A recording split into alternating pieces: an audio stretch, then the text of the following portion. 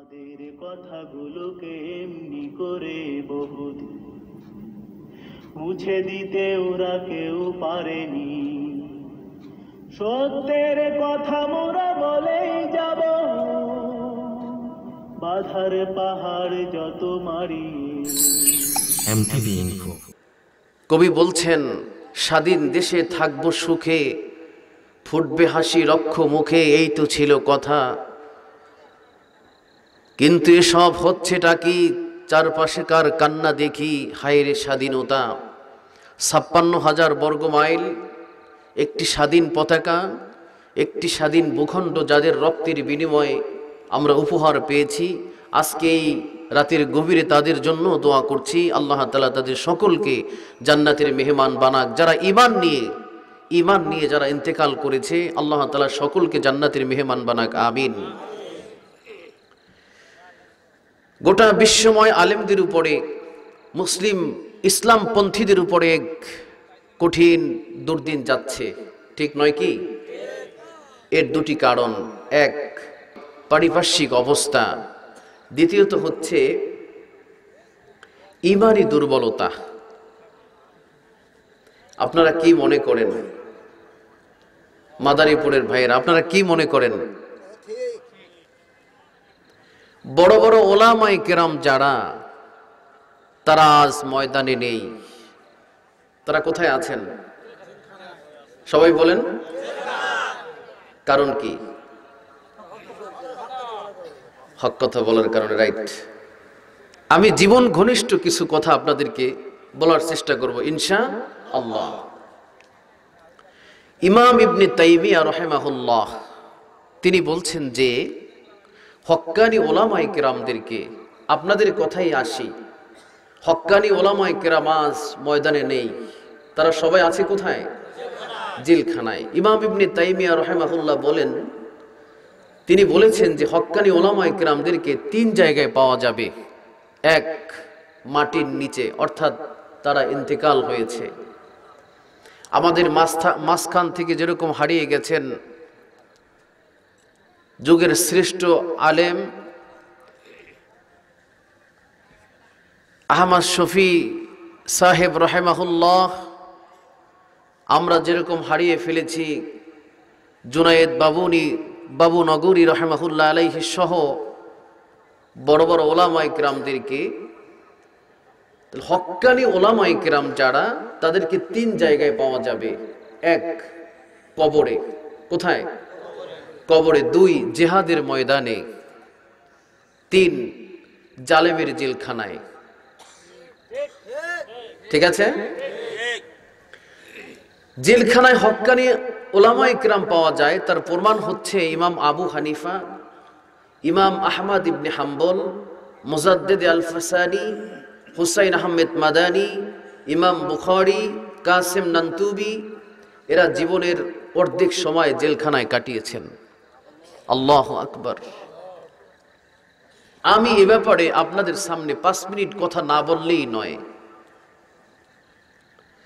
আচ্ছা, আপনারা মনে করেন আলেমরা মাদক দ্রব্যের পক্ষে না বিপক্ষে? বিপক্ষে। আলেমরা নিজেরা মাদক নেন না, নিজেরা মাদক বিক্রি করেন না, নিজেরা মাদকের সাথে জড়িত নয়। ঠিক আছে? এখন আলেমদের যারা বিরোধিতা করে, তারা কোনো না কোনো ভাবে এই মাদকের সাথে জড়িত আছে। আচ্ছা, এবার আসেন,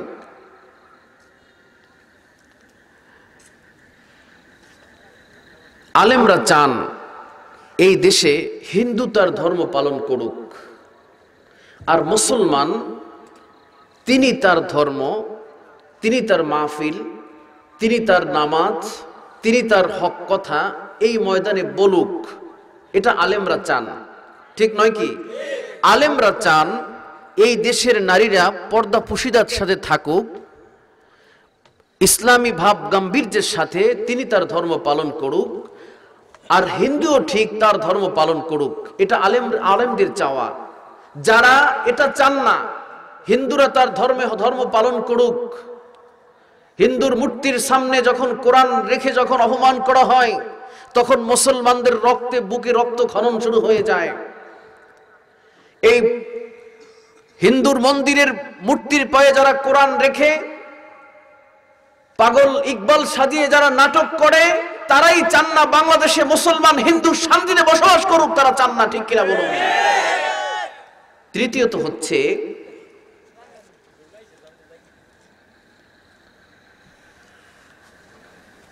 আলেমরা চান এদেশে জেনা ব্যভিচার না হোক, ঠিক নয় কি? ধর্ষণ না হোক, জেল জুলুম নির্যাতন অত্যাচার না হোক, এটা আলেমরা চান।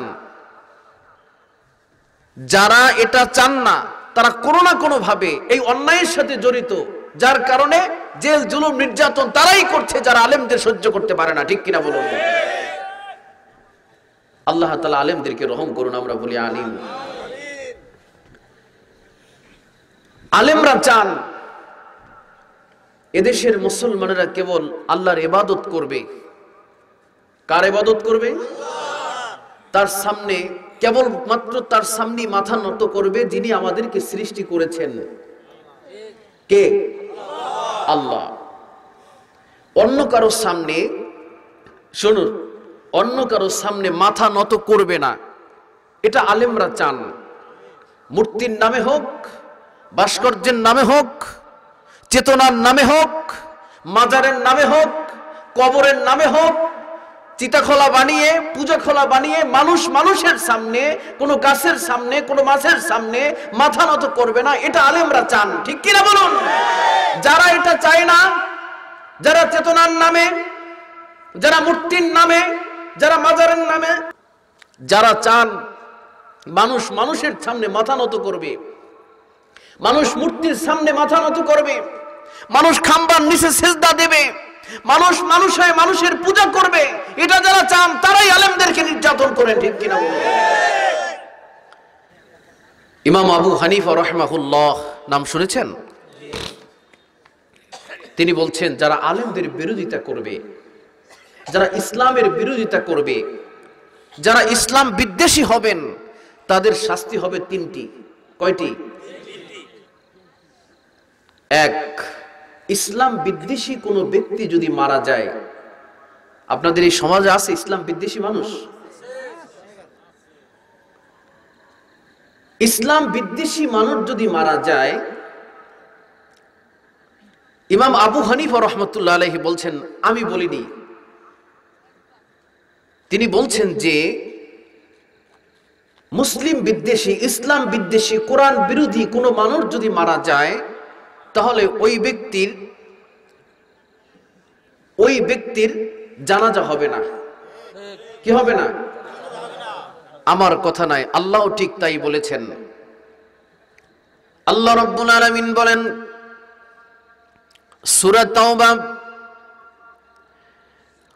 আয়াত নম্বর 84, রব্বুল আলামিন বলেন ওয়ালা তুসাল্লি আলা আহাদিম মিনহুম মাতা আবাদা।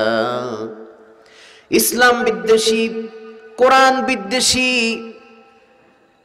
মাদ্রাসা বিদ্বেষী যদি কোনো নাস্তিক যদি মারা যায়, এরকম যদি কোনো মানুষ মারা যায়, তোমরা তার জানাজায় অংশগ্রহণ করো না। জানাজায় অংশগ্রহণ যদি যেই পড়ো, তাহলে বিনা উজুতে জিন্দাবাদ, ঠিক কিনা বলেন? দ্বিতীয় হচ্ছে ওয়ালা ইউকিমুনা কবরাহুম ফি মিল্লাতিল মুসলিমিন।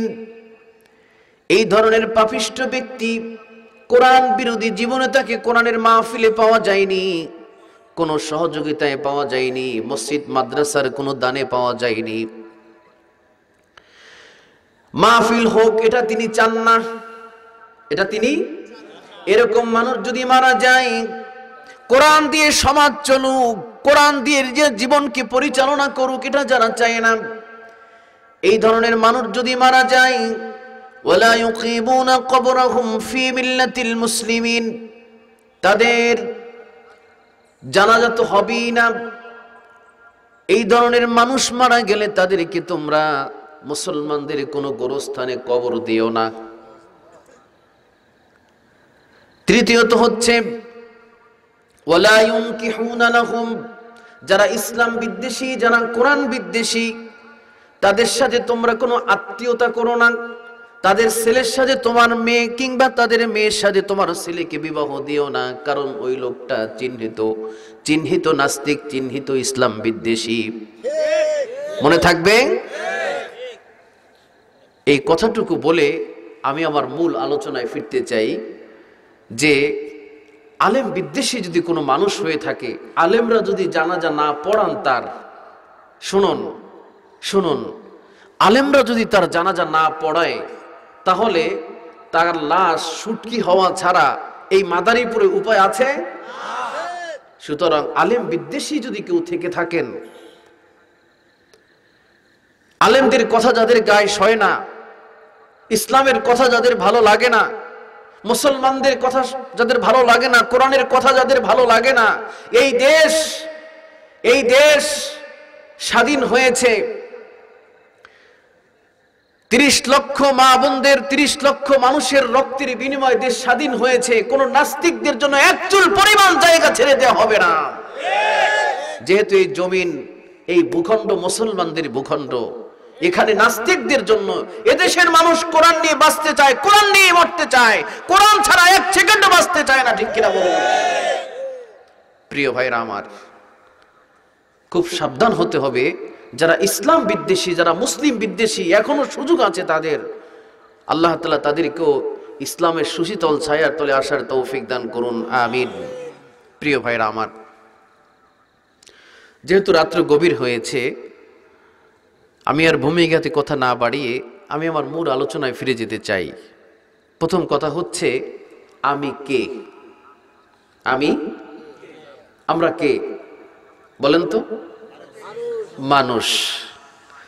আমি 3টা বিষয়ের উপরে কথা বলবো। প্রথম হচ্ছে আমরা কে, আত্মপরিচয় জানুন। আমরা কে? মানুষ। কোত্থেকে? জান্নাত থেকে। কোথা থেকে? কেন?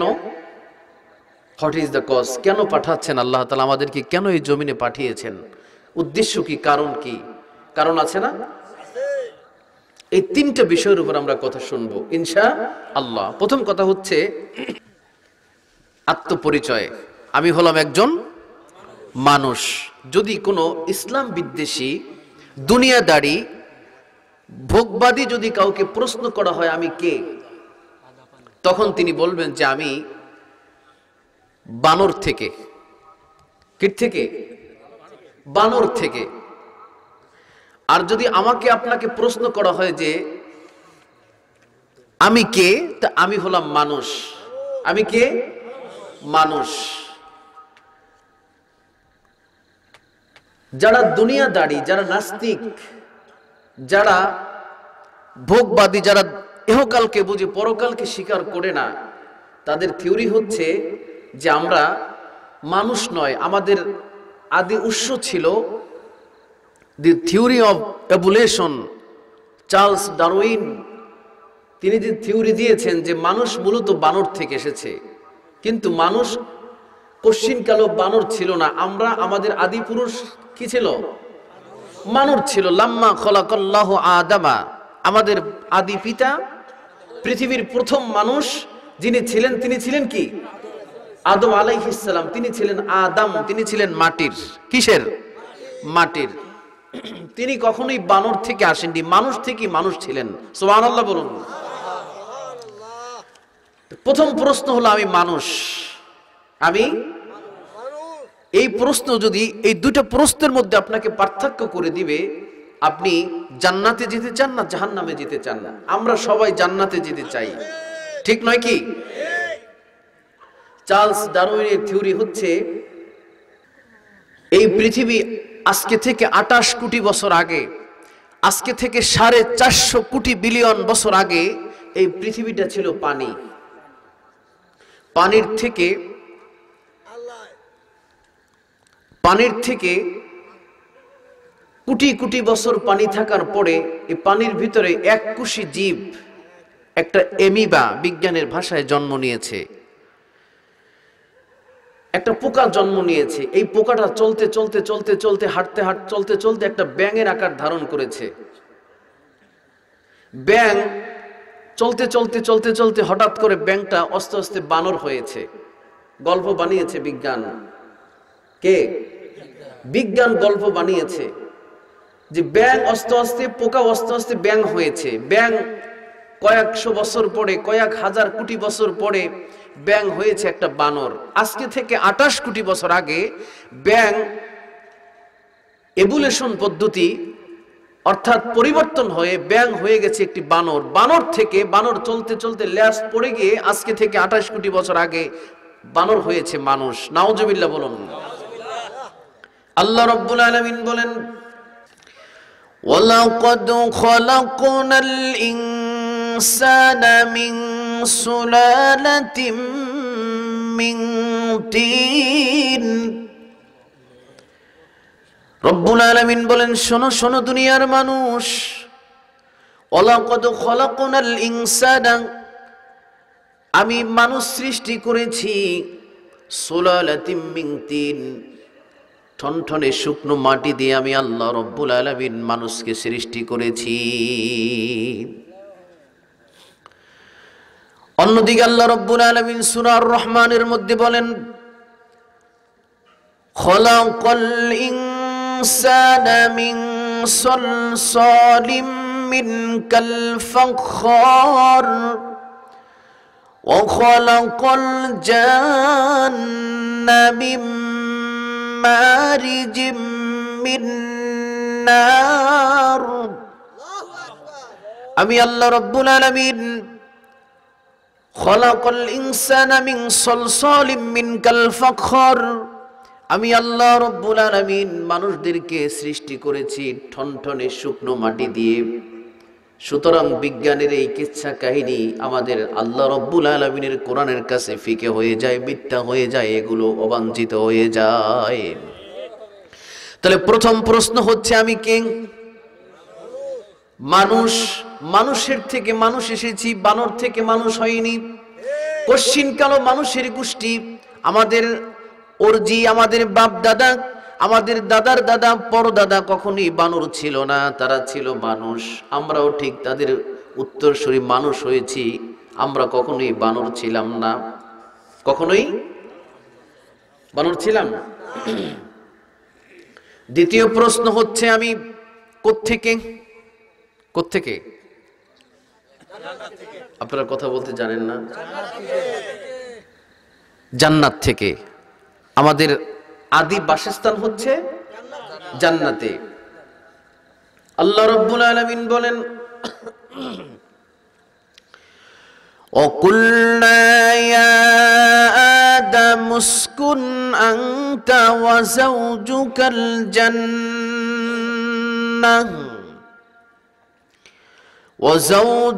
الْجَنَّةَ وَكُلَا مِنْهَا رَغَدًا حَيْثُ شِئْتُمَا وَلَا تَقْرَبَا هَذِهِ الشَّجَرَةَ فَتَكُونَا مِنَ الظَّالِمِينَ। আমি আল্লাহ আদমকে ডাক দিয়ে বললাম, ওকুলনা ইয়া আদম, হে আদম, উসকুন আনতা ওয়া যাওজুকাল জান্নাহ, তুমি এবং তোমার স্ত্রী হাওয়া। কে? হাওয়া। হাওয়া না, হাওয়া শব্দের অর্থ বাতাস। হাওয়া কে? আমি আল্লাহ ডাক দিয়ে বললাম, ও আদম, তুমি এবং তোমার স্ত্রী জান্নাতের মধ্যে থাকো। কোথায়? ওকুলা মিনহা, তোমরা দুজনই খাও। অকুলা বহু বচন না? অকুলা, তোমরা দুজনই খাও। মিনহা, এখান থেকে, তোমাদেরকে যে জান্নাতে রেখেছি, এই জান্নাতে যা কিছু আছে তোমরা দুজনই খাও। ওয়ালা তাকরাবা হাযিহিশ শাজারা, ও হে আদম ও হাওয়া, সাবধান হে, তোমরা এই গাছটার নিকটে কখনোই যেও না।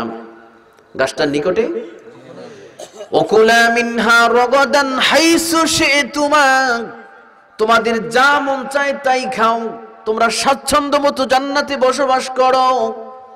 ওয়ালা তাকরাবা হাযিহিশ শাজারা, তোমরা আল্লাহ রাব্বুল আলামিন ইন্ডিকেট করে ইশারা করে দেখিয়ে দিলেন যে এই গাছটার নিকটে তোমরা যেও না, যদি যেয়ে পড়ো তোমাদের পরিণতি কি হবে এটাও আল্লাহ রাব্বুল আলামিন বলে দিলেন। যদি যাও, আমি যেতে নিষেধ করেছি, আমি তোমাদেরকে গাছটার নিকটে ধারে কাছেও যেতে নিষেধ করেছি, যদি যেয়ে পড়ো হাদিহিশ শাজারাতা ফাতাকুনা মিনাজ জালিমিন, যদি তোমরা গাছটার নিকটে যাও তাহলে তোমরা দুজনেই জালেমদের অন্তর্ভুক্ত হয়ে যাবা, অস্বীকারীদের অন্তর্ভুক্ত হয়ে যাবা। তাহলে দেখেন অকুলা মিনহা, তোমরা দুজনেই খাও, এটা হলো আদেশ।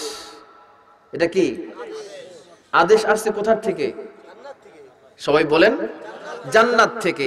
এরপরে আল্লাহ রাব্বুল আলামিন বলছেন ওয়ালা তাকরাবা হাযিহিশ শাজারা, ওই গাছটার নিকটে যেও না। একটা হলো আদেশ আর একটা হলো নিষেধ। এই দুটোই আসছে কোথা থেকে? ভালো করে বলুন, জান্নাত থেকে। তাহলে আদেশ এবং নিষেধ এই দুটো আসছে জান্নাত থেকে। এরপরে আল্লাহ রাব্বুল আলামিন বললেন যদি যে পড়ো পরিণতি কি হবে, সালাত না পড়লে কি পরিণতি হবে আমরা জানি, দুর্নীতি করলে কি পরিণতি হবে জানি, চুরি করলে কি পরিণতি হবে জানি, জানি না? আদম আলাইহিস সালামকে সাবধান করে আল্লাহ রাব্বুল আলামিন বললেন হাযিহিশ শাজারাতা ফাতাকুনা মিনাজ জালিমিন, তোমরা দুজনের একজন গাছটার নিকটে যেও না, যদি যে পড়ো তাহলে দুজনেই কিন্তু তোমরা জালেমদের অন্তর্ভুক্ত হয়ে যাবে, অস্বীকারীদের অন্তর্ভুক্ত হয়ে যাবে। তাহলে আমরা এখানে দুইটা কথা পেলাম, আদেশ এবং নিষেধ এই দুটো আসছে জান্নাত থেকে। আল্লাহ রাব্বুল আলামিন আমাদের যা কিছু হুকুম করেছেন, আদেশ করেছেন, এটা মানার নাম হচ্ছে ফরজ, এটা মানার নাম হচ্ছে ওয়াজিব। যা কিছু আল্লাহ রাব্বুল আলামিন আমাদেরকে হুকুম করেছেন সবটাই মানার নাম হচ্ছে ঈমান। সবটার মানার নাম কি? ভালো করে বলুন, নাম কি? আর যেটা নিষেধ করেছেন সেটা থেকে বেঁচে না থাকার নাম হচ্ছে মুমিন। আল্লাহ রাব্বুল আলামিন যা কিছু নিষেধ করেছেন তার থেকে বেঁচে থাকবো, এটার নাম হলো মুমিন। এই জন্যই মাহফিল, এই জন্য কি মাহফিল। তাহলে আমরা প্রথমেই দুইটা প্রশ্নের উত্তর পেয়ে গেলাম, আমি কে? সকলে বলুন মানুষ। কোত্থেকে? জান্নাত থেকে। যদি এই প্রশ্ন যদি নাস্তিকদের করেন, ইসলাম বিদ্বেষীদের করেন, যাদের মুসলমান ইসলাম ভালো লাগে না, ইসলাম যাদের ভালো লাগে না, তাদেরকে যদি প্রশ্ন করেন যে তুমি কোত্থেকে, বলবে আমি জঙ্গল থেকে। কোত্থেকে? দেখেন বিজ্ঞান, আল্লাহর কোরআন আমাদেরকে সম্মানিত করেছেন। কোরআন বলছে আমাদের আদি উৎস ছিল মানুষ। আমরা কে? মানুষ। কোত্থেকে? জান্নাত থেকে। এই প্রশ্ন যদি নাস্তিকদেরকে করেন, জড়বাদীদের করেন, বস্তুবাদীদের করেন, দুনিয়াদারীদের করেন যে তোমরা কোত্থেকে, তখন তারা বলবে আমরা জঙ্গল থেকে। বানরের আদি উৎস কোথায়? কোথায়? আর মানুষের আদি উৎস কোথায়? জান্নাতে। বানরের আদি উৎস জঙ্গলে। শুনুন, বিজ্ঞান মুসলমানদেরকে, পৃথিবীর মানুষদেরকে বিজ্ঞান কল্যাণ দিতে পারেনি। আল্লাহর কোরআন যে কল্যাণ দিয়েছে, আল্লাহর কোরআন যে আমাদেরকে সম্মানিত করেছে, আল্লাহর কোরআন আমাদেরকে জায়গা দিয়েছে জান্নাতে, আর বিজ্ঞান নিয়েছে আমাদেরকে জঙ্গলে। কোরআনের সাথে যে বিজ্ঞান সাংঘর্ষিক, ওই বিজ্ঞান, ওই চার্লস ডারউইনের থিওরিকে আমরা লাথি মেরে আল্লাহর কোরআনকে মেনে নিতে চাই, ঠিক কিনা বলুন? আল্লাহ রাব্বুল আলামিন তাদের এই প্রশ্নকে আল্লাহ রাব্বুল আলামিন তিরস্কার করে জবাব দিয়েছেন, ওয়ালাকাদ কাররামনা বানি আদম وحملناهم في البر والبحر ورزقناهم من الطيبات وفضلناهم على كثير ممن خلقنا تفضيلا রব্বুল আলামিন বলেন ওয়ালাকাদ কাররামনা বানি আদম, আমি মানুষদেরকে শ্রেষ্ঠ করে সৃষ্টি করেছি। সুবহানাল্লাহ, আগামী বছর। ওয়া হামালনাহুম বিল বাররি ওয়াল বাহরি ওয়া রাযাকনাহুম মিনাত তাইয়্যিবাত, এবং আমি এই শ্রেষ্ঠতম সৃষ্টি মানুষের জন্য আমি জলে এবং স্থলে পবিত্র রিজিক হিসাবে দান করেছি। দান করেছি সমুদ্রের মধ্যে, দান করেছি সমুদ্র তীরে, দান করেছি নদীর মধ্যে, দান করেছি নদীর তীরে। নদীর তীরে হয় ফসল, আর নদীর মধ্যে পাওয়া যায় মাছ। বলছেন কে? তাহলে বিজ্ঞান আমাদেরকে নিয়েছে জঙ্গলে, আর আল্লাহ রাব্বুল আলামিন আমাদেরকে নিয়েছে জান্নাতে। কোথায়? আল্লাহ রাব্বুল আলামিন বিজ্ঞান আমাদেরকে সম্মানিত করেনি, আল্লাহর কোরআন আমাদেরকে সম্মানিত করেছে, ঠিক নয় কি? তাহলে বিজ্ঞান জড়বাদী বস্তুবাদীদেরকে যদি প্রশ্ন করা হয় তুমি কোত্থেকে, কি বলবে? জঙ্গল থেকে। কোত্থেকে? আর একজন মানুষকে যদি প্রশ্ন করা হয় যারা পরকালকে বিশ্বাস করে, এই দুনিয়াটা থাকার জন্য নয়, মূলত একজন মুমিনের মূল উদ্দেশ্য হচ্ছে পরকাল। উদ্দেশ্য কি? পরকাল। যদি তাকে প্রশ্ন করা হয় যে কেন, তৃতীয় প্রশ্ন, কেন পাঠানো হয়েছে দুনিয়াতে? বলেন তো কেন পাঠানো হয়েছে? এই প্রশ্ন যদি একজন জড়বাদী বস্তুবাদী নাস্তিকদেরকে করা হয়, যারা দুনিয়াদারি, এক কথায় যারা দুনিয়াদারি, যারা পরকাল বলতে কিছু বোঝে না, তাদের থিওরি হচ্ছে দুনিয়া কা মস্ত বড়, খাও লও ফুর্তি করো, দুনিয়া কা মজা লো, দুনিয়া মজা লাগার জায়গা নয়, মুমিনদের আসল উদ্দেশ্য হচ্ছে জান্নাত। ঠিক কিনা বলুন? জড়বাদীকে যদি প্রশ্ন করা হয় তুমি কেন পৃথিবীতে এসেছো, তিনি বলবে খাবো দাবো, মজা করব, ফুর্তি করব, একসময় মরে মাটি হয়ে যাব। এইটা কি?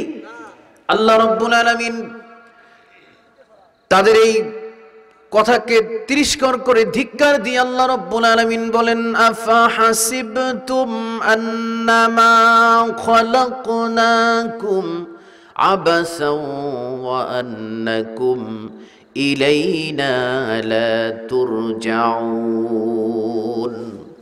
আফা হাসিবতুম, হাসিবা ইয়াহসাবু, ওই সমস্ত নাস্তিকেরা তোমরা কি মনে করো আন্নামা খলাকনাকুম আবাসা, তোমাদেরকে আমি এমনিতেই সৃষ্টি করেছি? এমনিতেই সৃষ্টি করছেন? দেখুন, আমার চোখে একটা চশমা, উদ্দেশ্য কি বলুন তো? ভালো দেখা। হাতে একটা ঘড়ি, উদ্দেশ্য কি? সময় দেয়া। পকেটে একটা কলম, উদ্দেশ্য কি? লেখা। এখন দেখুন, যদি ঘড়ি তার উদ্দেশ্য দিতে সফল না হয়, যে উদ্দেশ্য আমি হাতে পড়েছি সেই উদ্দেশ্য পালন করতে যদি সে ব্যর্থ হয়, তাকে কি আমি হাতে রাখবো? আচ্ছা, বাস। যে চশমাটা চোখে পড়েছি, চশমা যদি তার উদ্দেশ্য ব্যাহত হয়, যে উদ্দেশ্যে আমি চশমা পড়েছি সেই উদ্দেশ্য যদি চশমা আমাকে সার্ভিস দিতে না পারে, তাহলে কি আমি চশমা পরবো? আচ্ছা, যেই উদ্দেশ্যে আমি কলম পকেটে রেখেছি লেখার জন্য, যদি সেই সার্ভিস, সেই লেখা যদি কলম দিতে না পারে, তাহলে কলমকে আমি পকেটে রাখবো? আল্লাহ তাআলা ঠিক আমাদেরকে একটা উদ্দেশ্যে সৃষ্টি করেছেন। সুবহানাল্লাহ বলুন। এজন্য আল্লাহ রাব্বুল আলামিন বলেন আন্নামা খলাকনাকুম আবাসা। ও নাস্তিকরা, ও জড়বাদীরা, ও বস্তুবাদীরা, ও ক্ষমতালোভীরা, তোমরা কি মনে করেছো তোমাদেরকে এমনিতেই সৃষ্টি করা হয়েছে? ওয়া আন্নাকুম ইলাইনা লা তুরজাউন, তুমি কি এই কথা ভেবে বসেছো তুমি কি আমার কাছে ফিরে আসবে না, প্রত্যাবর্তন করবে না? তুমি কি এভাবেই তোমার জিন্দেগি পার করে দিবে? তুমি কি মরবে না? তোমাকে কি আমি আমার কাছে নিয়ে আসবো না? বলছেন কে?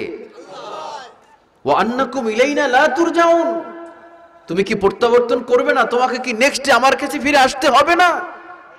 অবশ্যই, বলেন অবশ্যই। একজন মুমিন অবশ্যই ফিরে যেতে হবে কোথায়? আল্লাহর কাছে। উদ্দেশ্য যেহেতু জান্নাত, আমরা যাব কোথায়? জান্নাতে। মাঝখানে দুনিয়ায় এসে পথ ভুলে, ভুল পথে পরিচালনা হয়ে যদি জান্নাতের পথকে ভুলে যাই, তাহলে দোষ কি আমার না আল্লাহর? আমি যেহেতু ছিলাম জান্নাতে, আমার বাপ দাদা, আমার বাবা মা ছিল কোথায়? জান্নাতে। দুনিয়ায় পাঠিয়েছে আল্লাহ তাআলা সওদা করার জন্য। 50, 60, 70, 80 বছর সেই দুনিয়ার রঙ্গমঞ্চে উঠে, দুনিয়ার লোভ লালসা দেখে, দুনিয়ার ক্ষমতা পেয়ে এখন আমি আমার পথকে, যেই পথে আমার প্রত্যাবর্তন করতে হবে, যেই পথে আমাকে ফিরে যেতে হবে, সেই পথকে ভুলে বসেছি। এখন মনে করছি এটাই থাকার জায়গা। আসলে কি এটা থাকার জায়গা? কেউ কি থাকতে পেরেছে? আল্লাহ রাব্বুল আলামিন বলেন, তাহলে তিনটা উদ্দেশ্য পাইলাম। আমি কে? সকলে বলুন, কোত্থেকে? কেন? What is the cause? কেন? ইবাদতের জন্য। কেন? ইবাদত কার? আল্লাহর। এবার আল্লাহ রাব্বুল আলামিন বলেন, ওমা খালাকতুল জিন্না ওয়াল ইনসা ইল্লা লিয়াবুদুন। শোনো শোনো পৃথিবীর মানুষ, আমি তোমাদেরকে, মানুষকে এবং জিন জাতিকে সৃষ্টি করেছি কেবলমাত্র আমার উদ্দেশ্যে, আমার ইবাদত করবে। কার? আল্লাহ রাব্বুল আলামিন শুধুমাত্র ইবাদতের জন্য আমাকে সৃষ্টি করেছেন। ঠিক যেমনি গড়ি পড়েছি, গড়ি যদি সার্ভিস দিতে না পারে এটা আমরা হাতে রাখবো না। যেই উদ্দেশ্য নিয়ে আমি চশমা পরেছি, উদ্দেশ্য যদি ব্যাহত হয় তাহলে আমি আর চশমা পরবো না। ঠিক তেমনি আল্লাহ রাব্বুল আলামিন তার ইবাদতের জন্য, তার খেলাফতের জন্য, তার খেলাফত প্রতিষ্ঠার জন্য আল্লাহ রাব্বুল আলামিন আমাদেরকে জমিনে পাঠিয়েছেন। আল্লাহ রাব্বুল আলামিন বলেন, আমার ইবাদত শুধুমাত্র মানুষ আমার গোলামি করবে, আমার দাসত্ব করবে। এই জন্য আমি পৃথিবীতে যুগে যুগে, শতাব্দীর পরে শতাব্দী আমি একজন করে রসুল পাঠিয়েছি, একজন করে নবী পাঠিয়েছি, রাহবার পাঠিয়েছি, যাতে করে পথ ভোলা মানুষদেরকে জান্নাতের পথে ডাকতে পারে, কেবলমাত্র আমার দিকে আহ্বান করতে পারে। এই জন্য আমি প্রত্যেক যুগে যুগে নবী পাঠিয়েছি। রব্বুল আলামিন বলেন, ওয়ালাকাদ বাআসনা ফি কুল্লি উম্মাতির রাসূলান আন ইউবুদুল্লাহ ওয়াজতানিবুত তাগুত। আল্লাহ রাব্বুল আলামিন বলেন, শোনো দুনিয়ার মানুষেরা, ওয়ালাকাদ বাআসনা ফি কুল্লি উম্মাতির রাসূল, আমি প্রত্যেক জাতির মধ্যে রাসূল প্রেরণ করেছি। এজন্য আমি রাসূল পাঠিয়েছি। আন ইউবুদুল্লাহ, উদ্দেশ্য হচ্ছে লোকদেরকে কেবলমাত্র আল্লাহর ইবাদতের জন্য, আল্লাহর দাসত্ব করার জন্য, আল্লাহর কাছে মাথা নত করবে, এই জন্য আমি রাসূলদেরকে পাঠিয়েছি। ওয়াজতানিবুত তাগুত, যাতে করে তাগুতের কাছে, মূর্তির সামনে, ভাস্কর্যের সামনে, কিংবা মানুষ হয়ে মানুষের পূজা, মানুষ হয়ে কবরের পূজা, মানুষ হয়ে মাজারের পূজা, মানুষ হয়ে জোট্টার পূজা, মানুষ হয়ে বটগাছের পূজা, মানুষ হয়ে সূর্যের পূজা যাতে না করে, এই জন্য আমি রাসূল পাঠিয়েছি সাধারণ মানুষদেরকে যাতে আল্লাহর ইবাদত করতে পারে। উদ্দেশ্য কি? আল্লাহর ইবাদত। এই ইবাদতের জন্য আল্লাহ তাআলা প্রত্যেক যুগে যুগে রাসূল পাঠিয়েছেন। আল্লাহ রাব্বুল আলামিন বলেন, ওয়া ইলা আদিন আখাহুম হুদান ক্বালা ইয়া কওমি ইবুদুল্লাহা মা লাকুম মিন ইলাহিন গায়রুহু। শোনো শোনো পৃথিবীর মানুষ, আমি হুদ আলাইহিস সালামকে তার জাতির নিকট প্রেরণ করেছি, আমি জাতির নিকট পাঠিয়েছি।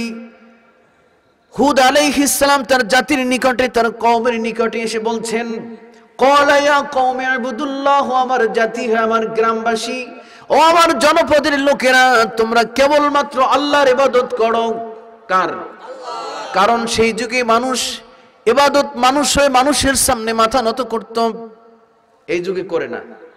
এই যুগে করে? মানুষ মানুষের সামনে মাথা নত করে?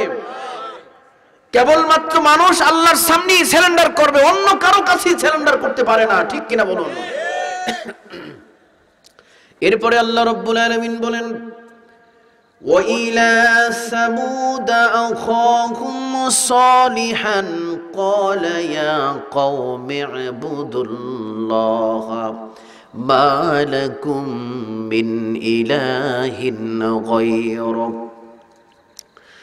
আল্লাহ রাব্বুল আলামিন বলেন, আমি সামুদ জাতির নিকটে আমি সালেহ আলাইহিস সালামকে পাঠিয়েছি। সালেহ আলাইহিস সালাম নাম শুনেছেন আপনারা? হযরতে সালেহ আলাইহিস সালাম তার জাতির নিকটে এসে বলছেন, ক্বালা ইয়া কওমি ইবুদুল্লাহ, হে আমার জাতির লোকেরা, ও আমার সমাজের লোকেরা, তোমরা কেবলমাত্র আল্লাহর ইবাদত করো। কার? এরপরে আল্লাহ রাব্বুল আলামিন বলেন, ওয়া ইলা মাদিয়ানা আখাহুম শুআইবান ক্বালা ইয়া কওমি ইবুদুল্লাহ। আমি মাদিয়ানবাসীর নিকট তাদের ভাই শুআইব আলাইহিস সালামকে পাঠিয়েছি। কাকে? নাম শুনেছেন আপনারা? শুআইব, মুসা আলাইহিস সালামের শ্বশুর। সুবহানাল্লাহ বলুন। আমি শুআইব আলাইহিস সালামকে তার জাতির নিকট পাঠিয়েছি। শুআইব আলাইহিস সালাম এসে বলছেন, ক্বালা ইয়া কওমি ইবুদুল্লাহ, ও আমার জাতির লোকেরা, তোমরা এক আল্লাহর ইবাদত করো, অন্য কারো কাছে মাথা নত করো না। এরপরে আল্লাহ রাব্বুল আলামিন বলেন, ও إذ قال لأبيه وقومه ما هذه التماثيل التي وأنتم لها عاكفون। স্মরণ করো সেই সময়ের কথা যখন ইব্রাহিম আলাইহিস সালাম তার জাতিকে, তার কওমকে, তার আব্বাকে বললেন,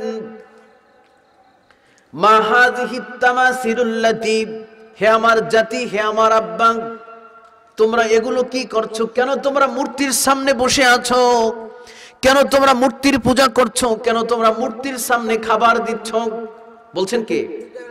ইব্রাহিম আলাইহিস সালাম। ওয়া আনতুম লাহা আকিফুন, কেন তোমরা মূর্তিকে এত ভক্তি করছো? কেন তোমরা মূর্তি নিয়ে এত দাবাদাবি করছো? তখন তার জাতির লোকেরা উত্তর দিল, ক্বালু ওয়াজাদনা আবাআনা লাহা আবিদিন। শোনো হে ইব্রাহিম, আমাদের পূর্বপুরুষকে দেখছি মূর্তির পূজা করতে, দেবদেবীর পূজা করতে দেখছি, এজন্যই মূলত আমরাও তার পূজা করি, অন্য কোনো উদ্দেশ্য নয়। অন্য কোনো উদ্দেশ্য এটাই যে আমাদের পূর্বপুরুষদেরকে দেখছি মূর্তির সামনে মাথা নত করতে, এজন্য মূলত আমিও নত করছি, আমরাও নত করছি, আর কোনো উদ্দেশ্য নেই। এরপরে আল্লাহ রাব্বুল আলামিন বলেন, আমি ঈসা আলাইহিস সালামকে পাঠিয়েছি তার জাতির নিকটে, ইন্নাল্লাহা রাব্বী ওয়া রাব্বুকুম ফা'বুদুহু হাদা সিরাতুম মুস্তাকিম। ঈসা আলাইহিস সালাম তিনি এসে বললেন, নিশ্চয়ই আল্লাহ আমার এবং তোমাদের প্রতিপালক, আপনাদের এবং আমাদের সকলের রবকে। বলে করে বলুন, কে? ঈসা আলাইহিস সালাম বললেন, তোমাদের এবং আমার রব হচ্ছে একজন। হাযা সিরাতুম মুস্তাকিম, আল্লাহ রাব্বুল আলামিন যে সঠিক পথ দিয়েছেন সেই পথ হচ্ছে এই পথ, যেই পথে জান্নাত, যেই পথে আল্লাহর ইবাদত করে। হাযা সিরাতুম মুস্তাকিম, সহজ সরল পথ ঈসা আলাইহিস সালাম বলে দিয়েছেন। আল্লাহ রাব্বুল আলামিন প্রত্যেক যুগে যুগে নবী রাসূল পাঠিয়েছেন। যত নবী রাসূল পৃথিবীতে পাঠিয়েছেন, প্রত্যেক নবী রাসূলদের কথা ছিল একটা। কয়টা? কেন? এজন্য যে প্রত্যেক নবী রাসূলকে প্রত্যেক নবী রাসূল এক জায়গা থেকে এসেছেন। সুবহানাল্লাহ বলুন। দেখুন, বিজ্ঞানের এক বিজ্ঞান চার্লস ডারউইন এসে বলছেন যে মানুষ মানুষ না, মানুষ হলো বান্দর। এর কিছুকাল আগে আর এক বিজ্ঞানী এসে বলছেন যে মানুষ হচ্ছে পেট সর্বস্ত জীব। এর মানে হচ্ছে পেট ঠিক, দুনিয়া ঠিক। আর এক বিজ্ঞান এসে বলছে না, মানুষের এটা সমস্যা না, মানুষের মূল সমস্যা হলো সেক্স সমস্যা। মানুষের সেক্স ঠিক তো দুনিয়া ঠিক। বিজ্ঞানের একজন বিজ্ঞানের কথার সাথে আর এক বিজ্ঞানের কথা মেলে না, সাংঘর্ষিক হয়। দেখুন, আমি জ্ঞানীদের জন্য কথা বলছি। এক বিজ্ঞান যে ধারণা দিয়েছে, যে সূত্র আবিষ্কার করেছে, পরবর্তীতে আর এক বিজ্ঞানী এসে বলছেন তার থিওরি ভুল। বিজ্ঞানের একটা থিওরি আছে যে বিজ্ঞানের কোন থিওরি বিজ্ঞানের সঠিক নয়, বিজ্ঞানের আরেকটা থিওরি। কিন্তু যত নবী রাসূলকে আল্লাহ তাআলা পাঠিয়েছেন, প্রত্যেক নবীর কথা ছিল এক আল্লাহ এবং আল্লাহরই গোলামি করো। ঠিক কিনা বলো? আর কোনো কথা কেন? এজন্য যে যত নবী রাসূল, প্রায় পৃথিবীতে লক্ষাধিক নবী রাসূল পৃথিবীতে প্রেরণ করেছেন, সব আসছেন একটা ফ্যাক্টরি থেকে। সেই ফ্যাক্টরিটা হচ্ছে আল্লাহ। কে? যেহেতু সবাই আল্লাহর পক্ষ থেকে এসেছেন, এক আল্লাহর দিকে মানুষদেরকে আহ্বান করার জন্য, এই জন্য কোন নবীর কথার সাথে কোন নবীর কথার সংঘর্ষ হয়নি। নাকি ওলামা ইকরামগণ? কোন নবীর কথার সাথে এক নবী বলেছেন আল্লাহ এক, পরবর্তীতে আর এক নবী এসে বলছেন না, ওই মুসা আলাইহিস সালাম ভুল বলছে, আসলে ইব্রাহিম আলাইহিস সালাম এসে বলছেন না, আল্লাহ ছিল তিনজন। এরকম কি ঘটনা ঘটেছে? কেন? এজন্য ঘটে নাই যে সব পাঠিয়েছেন আল্লাহর পক্ষ থেকে, প্রেরিত হয়েছে যাতে করে এই সাধারণ মানুষদেরকে এক আল্লাহর দিকে ধাবিত করতে পারেন। সুবহানাল্লাহ বলুন। আল্লাহ রাব্বুল আলামিন হযরত আদম আলাইহিস সালামকে পাঠিয়েছেন শ্রীলঙ্কা। তিনি 1000 বছর শ্রীলঙ্কা, বর্তমান শ্রীলঙ্কায় 1000 বছর মানুষদেরকে আল্লাহর দিকে আহ্বান করেছেন। কত বছর? হযরত নূহ আলাইহিস সালামকে 1340 বছর বর্তমান জর্ডানে পাঠিয়েছেন। শুআয়ব আলাইহিস সালামকে 882 বছর সিরিয়ায় তিনি দাওয়াত দিয়েছেন। সালেহ আলাইহিস সালামকে 586 বছর বর্তমান লেবাননে পাঠিয়েছেন। জাকারিয়া আলাইহিস সালাম 207 বছর ফিলিস্তিনে দাওয়াত দিয়েছেন। ইব্রাহিম আলাইহিস সালাম বর্তমান ইরাকে 195 বছর মানুষদেরকে এক আল্লাহর দিকে আহ্বান করেছেন। কার দিকে? সুলাইমান আলাইহিস সালামকে 150 বছর বর্তমান দামেস্কে পাঠিয়েছেন। ইসহাক আলাইহিস সালামকে 150 বছর বর্তমান ফিলিস্তিনে দাওয়াত দিয়েছেন। ইসমাঈল আলাইহিস সালাম 137 বছর বর্তমান সৌদি আরবে দাওয়াত দিয়েছেন। ইয়াকুব আলাইহিস সালাম 129 বছর ফিলিস্তিনে দাওয়াত দিয়েছেন। মূসা আলাইহিস সালাম 125 বছর বর্তমান মিশরে দাওয়াত দিয়েছেন। কয় আল্লাহর? ভালো করে বলুন।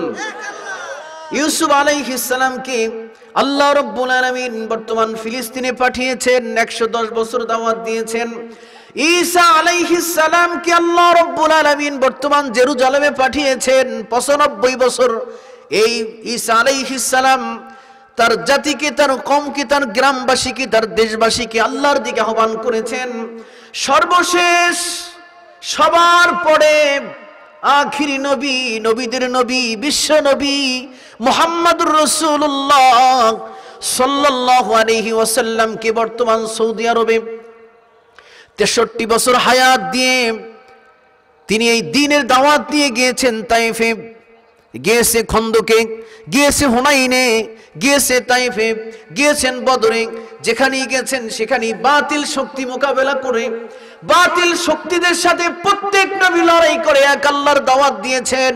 সুতরাং বাতিল পন্থী আছে, সেই ঈসা আলাইহিস সালামের উত্তরসূরিও আছে, ইব্রাহিমের উত্তরসূরিও আছে, মুসার উত্তরসূরি আছে। ঠিক কিনা বলুন? প্রত্যেক নবী আলাইহিস সালামগণ বাতিলদের সাথে মোকাবেলা করে আল্লাহর জমিন, আল্লাহর দ্বীনকে বাস্তবায়ন করেছেন। বাতিলদের সাথে সংঘর্ষ হয়েছে, আজও ঠিক বিপরীত নয়, আজকেও ঠিক বাতিলদের সাথে মোকাবিলা করে ইসলাম পন্থীদের, হক পন্থীদের চলতে হবে। ঠিক কিনা বলুন? আল্লামা ইকবাল বলেন, बातिल से दबने वाले, बातिल से दबने वाले आए आसमान ही हम, जो बर कर चुका है तो इम्तिहान हमारा। विश्व देखेছে बाड़े बाड़े, विश्व देखेছে बाड़े बाड़े, मोमेन कखनो हारे ना, জীবন দিতে জানে তবু ঈমান দিতে জানে না। আল্লাহু আকবার বলুন।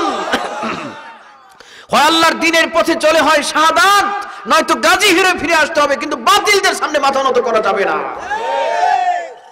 আল্লাহ রাব্বুল আলামিন সর্বশেষ মুহাম্মদুর রাসূলুল্লাহ সাল্লাল্লাহু আলাইহি ওয়াসাল্লামকে 63 বছরের হীন হায়াত দিয়ে তাকে পাঠিয়েছেন বর্তমান সৌদি আরবে।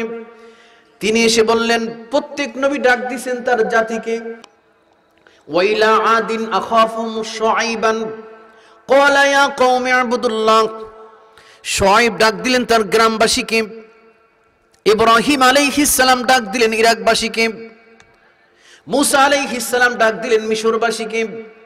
প্রত্যেক নবী তার জাতিকে তার কওমকে ডাক দিলেন, কিন্তু আমাদের নবী, নবীদের নবী, আখিরি নবী, বিশ্ব নবী মুহাম্মদুর রাসূলুল্লাহ সাল্লাল্লাহু আলাইহি ওয়াসাল্লাম ডাক দিয়ে বললেন, কুল ইয়া আহলাল কিতাবি তাআলাউ ইলা কালিমাতিন সাওয়াইম বাইনানা ওয়া বাইনাকুম আল্লা না'বুদা ইল্লাল্লাহ।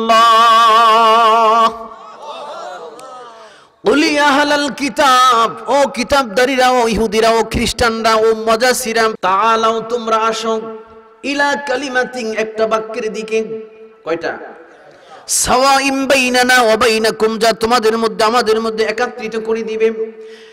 একটা কথার উপরে সিদ্ধান্ত গ্রহণ করি, সেই কথাটা হচ্ছে আল্লাহ না'বুদা ইল্লাল্লাহ, আমরা আল্লাহ ছাড়া কারো মানি না, আল্লাহ ছাড়া কোনো বিধান মানি না, আল্লাহ ছাড়া কোনো হুকুম মানি না, আল্লাহ ছাড়া কাউকে আমরা বিধানদাতা মানি না, রিজিকদাতা মানি না, হুকুমদাতা মানি না, ক্ষমতাবান মানি না, আমরা সবটাই মানি আল্লাহকে। ঠিক কিনা বলুন?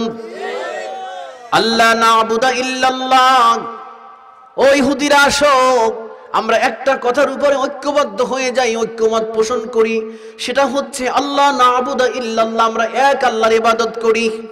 রাসূল সাল্লাল্লাহু আলাইহি ওয়াসাল্লাম ডাক দিয়ে বললেন যে আসো আমরা একটা কথার উপরে ঐক্যবদ্ধ হই। সেই কথাটা হচ্ছে কি? শুনুন, সেই কথাটা হচ্ছে যে আল্লাহ না'বুদা ইল্লাল্লাহ, আমরা আল্লাহ ছাড়া কারো ইবাদত করব না। ঐক্যের বিষয়, এই শুনুন মাদারীপুরবাসী, শিবচরবাসী, ঐক্যের বিষয় কি হবে, ঐক্যের মানদণ্ড কি নিয়ে উলামায়ে কেরামদের মাঝে, কি নিয়ে মুসলিম উম্মার মাঝে এই 20 শতাব্দীতে যখন ইহুদি খ্রিস্টান ঐক্য হয়েছে মুসলমানদেরকে ইসলাম নামক এই সূর্য সন্তানকে শেষ করে দেওয়ার জন্য, ঠিক এই 20 শতাব্দীতে যখন ইহুদি বৌদ্ধ খ্রিস্টান একত্রিত হয়েছে মুসলমান নামক ভূখণ্ডকে হিন্দুত্ববাদী দখল করার জন্য, ঠিক এই সময় আমরা ঐক্যবদ্ধ হতে পারছি না টুপির কারণে, ঐক্যবদ্ধ হতে পারছি না রুমালের কারণে, ঐক্যবদ্ধ হতে পারছি না কওমি আলেমা আলিয়া ভেদাভেদের কারণে, ঐক্যমত পোষণ করতে পারছি না পীরের দুই মুরিদের কারণে। অথচ রাসূলুল্লাহ সাল্লাল্লাহু আলাইহি ওয়াসাল্লাম ১৫০০ বছর আগে ইহুদি, নাজাসি, খ্রিস্টান, তাআলাউ ইলা কালিমাতিন, কুল ইয়া আহলাল কিতাব, কিতাবদের এই কিতাবদারীরা হচ্ছে ইহুদি নাকি বলো না? ইহুদিদেরকে রাসূল সাল্লাল্লাহু আলাইহি ওয়াসাল্লাম ডাক দিলেন, তাআলাউ আসো ইলা কালিমাতিন সাওয়াইম বাইনানা ওয়া বাইনাকুম, আমরা একটা কথার উপর ঐক্যমত হই। কয়টার উপরে? ভালো করে বলুন, কয়টার উপরে? আজকে আমরা বাংলাদেশে একটি সংগঠন আছে, হিন্দু বৌদ্ধ খ্রিস্টান ঐক্য পরিষদ, নাম শুনেছেন আপনারা? তিনটা জাতি মিলে, শুনুন, তিনটা জাতি মিলে, 3 ধর্মের লোক মিলে একটা সংগঠন হতে পারে। বাংলাদেশের কোথাও ঝড়ে কিংবা বাতাসে যদি মূর্তির একটি মাথা ভেঙে যায়, মূর্তির যদি একটি আঙুল ছিঁড়ে যায়, এই নিয়ে ঢাকার প্রেস ক্লাবে এই নিয়ে তারা হইচইতে ফেলে দেয় বাংলাদেশ সরকার কিংবা বাংলাদেশের পুরা মুসলিম উম্মাহকে। ঠিক জাতির এই ক্লান্তি লগ্নে আজকে আমরা ভেদাভেদ করছি, কে কওমিয়ায় পড়ছি আর কে আলিয়ায় পড়ছি। আজকে ভেদাভেদ করছি কে চরমনাই মুরিদ আর কে সরসিনার মুরিদ। আজকে ভেদাভেদ করছি ও পাঁচকল্লি পড়ে আর আমি গোল পড়ি। আজকে ভেদাভেদ করছি ওর সবুজ পাগড়ি পরে আর আমি লাল পাগড়ি পরছি। অথচ তিন ধর্মের লোক মিলে তারা ঐক্যবদ্ধ হয়েছে মুসলমান নামক সূর্য সন্তানকে ডুবিয়ে দেওয়ার জন্য। আর আমরা মসজিদের কোনায় বসে হাজার দানার তসবিহ পড়ছি, লাল রুমাল মাথায় দিয়ে, সবুজ পাগড়ি দিয়ে, আর চিন্তা করছি ওরা তো অমুক দল করে, তাদের সাথে তো মেশা যাবে না। ওরা তো অমুক দল করছে, ওদের সাথে মেশা যাবে না। আরে ওরা তো মুসলমানই না। এরকম কথা আছে কিনা? অথচ রাসূল করিম, খুলে দেখুন কোরআন, আমি কথা বানিয়ে বলার একেবারেই অভ্যাস নাই। সূরাতুল আলে ইমরান আয়াত নম্বর 64, নাকি হবে সাহেবেরা? তাআলাউ ইলা কালিমাতিন, আসো একটা বাক্যের উপরে, একটা কথার উপরে ঐক্যমত পোষণ করি, সেটা হচ্ছে আল্লাহ ছাড়া কারো ইবাদত। আজকে বিএনপি যারা, তারা কি মুসলমান না? কথা বলুন। আজকে যারা আওয়ামী লীগ করে তারা কি মুসলমান না? আজকে তারা জাতীয় পার্টি করছে তারা কি মুসলমান না? আজকে যারা সরসিনার মুরিদ তারা কি মুসলমান না? আজকে যারা চরমনাইর মুরিদ তারা কি মুসলমান না? আজকে যারা জামাত ইসলামী করছে তারা কি মুসলমান না? সব দল মিলে যদি ঐক্যবদ্ধ হয়, এই দেশ থেকে নাস্তিকেরা এই টাকলা মুরাদ সহ বঙ্গোপসাগরে পোষাবে মিলে মারবো, ঠিক কিনা বলেন? এদেশের 18 কোটি মুসলমান একজনও মরে যায়নি। আমাদের রক্তের ভিতরে হযরত খাব্বাব খুবাইবের রক্ত প্রবাহমান। আমাদেরকে মৃত্যুর ভয় দেখিয়ে কোনো লাভ নেই। আমাদেরকে আগুনে ফেলে দেওয়ার কোনো ভয় নেই, আগুনে ফেলে দিয়ে পুড়িয়ে মরার কোনো চিন্তা নেই, কারণ আমরা আগুনে পোড়ার ইব্রাহিম আলাইহিস সালামের সন্তান, ঠিক কিনা বলুন? আমরা তো সেই বাবার সন্তান যেই বাবাকে আগুনে ফেলে দেওয়া হয়েছিল হাত পা বেঁধে। তখন আগুনের উপরে নোটিশ করেছেন আল্লাহ তাআলা, কুলনা ইয়া নার কুনি বারদাও ওয়া সালামান আলা ইব্রাহিম। আমাদেরকে ফাঁসির ভয় দেখিয়ে কোনো লাভ নেই, কারণ ব্রিটিশ খেদার আন্দোলন, আমার কিছু কথা বলতেই হবে। ব্রিটিশ খেদাও আন্দোলনের দেওবন্দের সেরে তাজ জাফর থানেশ্বরী রাহমাহুল্লাহ আলাইহিকে যখন